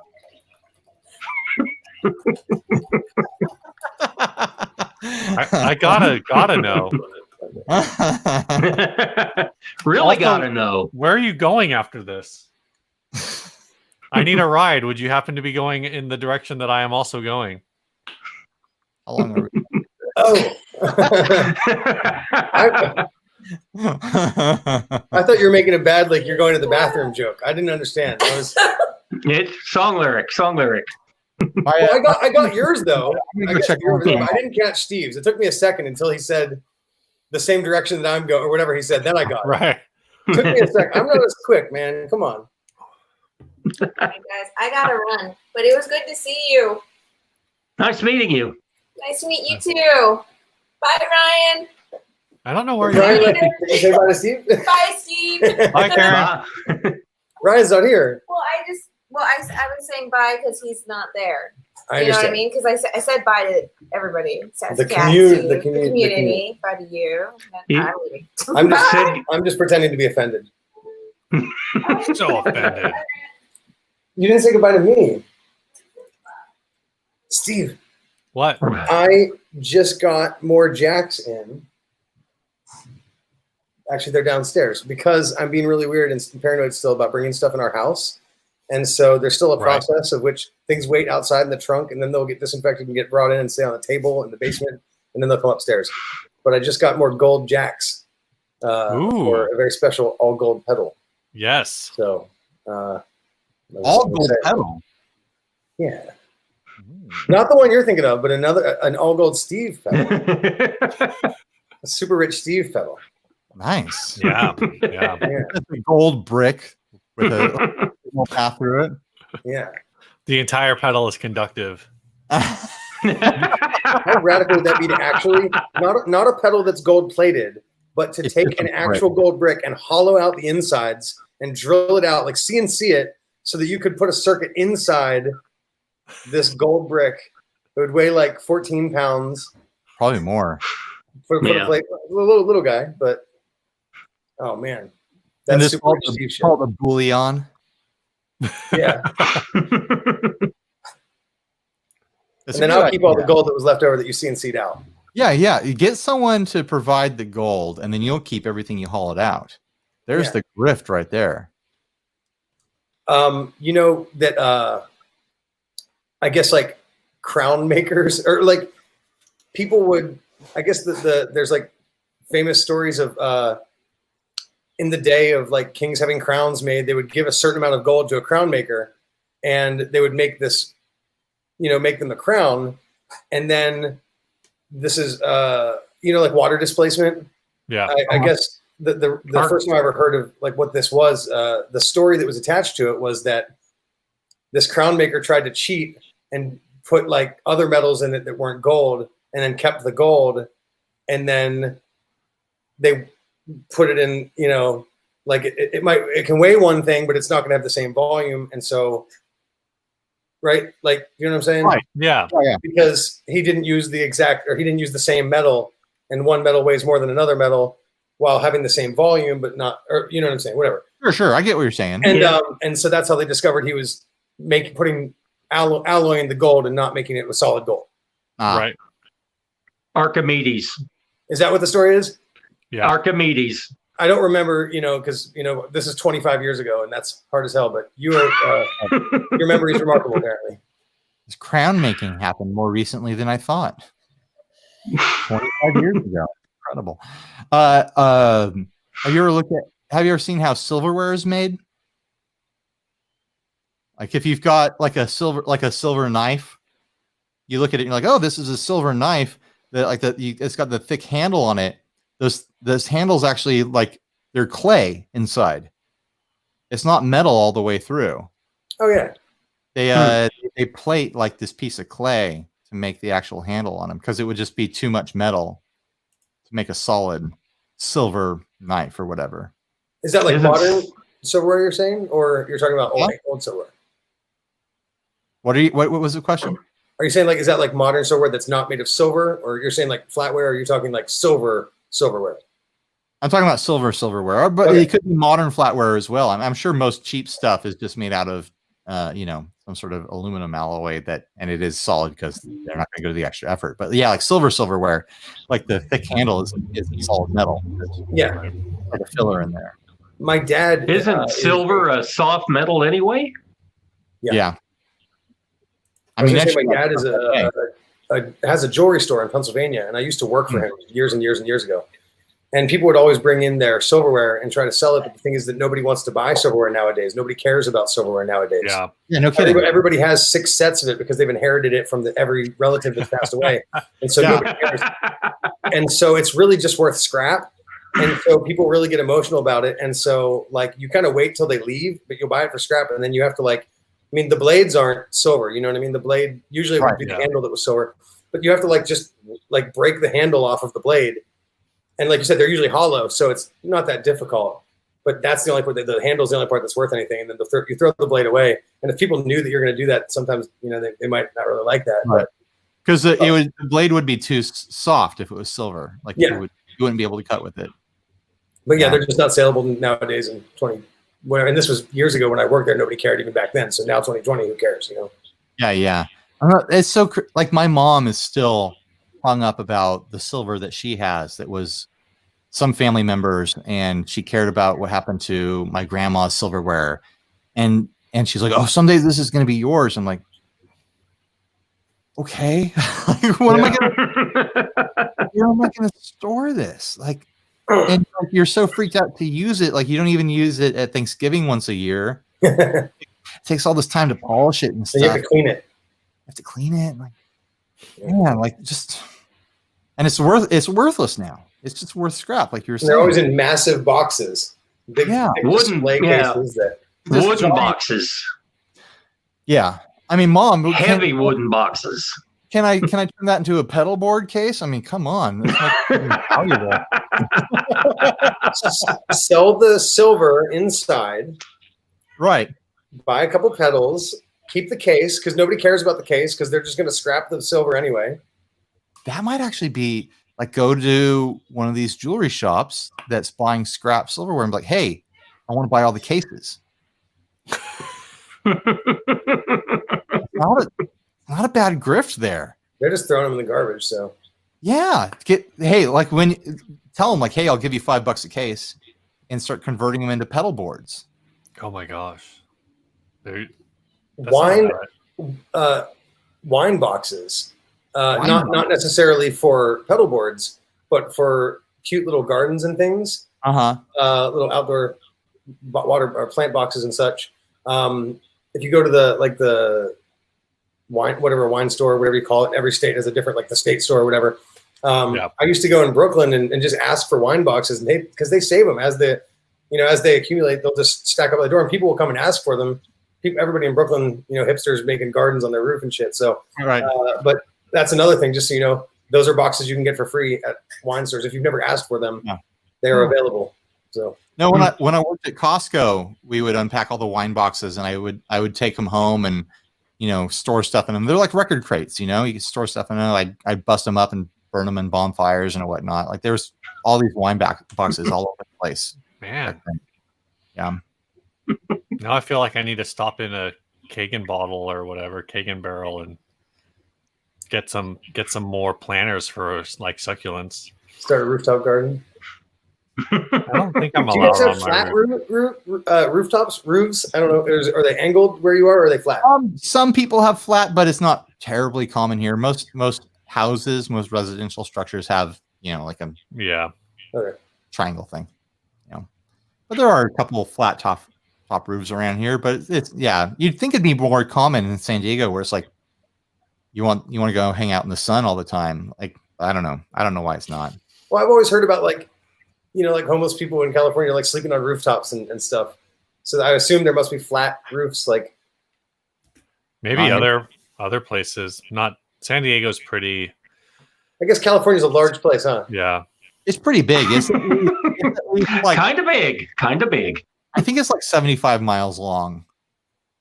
It's a big state. Well, like coming from like living in New York for almost 10 years, I think at its widest point, I think New York, like Manhattan, is like 2.5 or 3.5 miles wide. Uh-huh.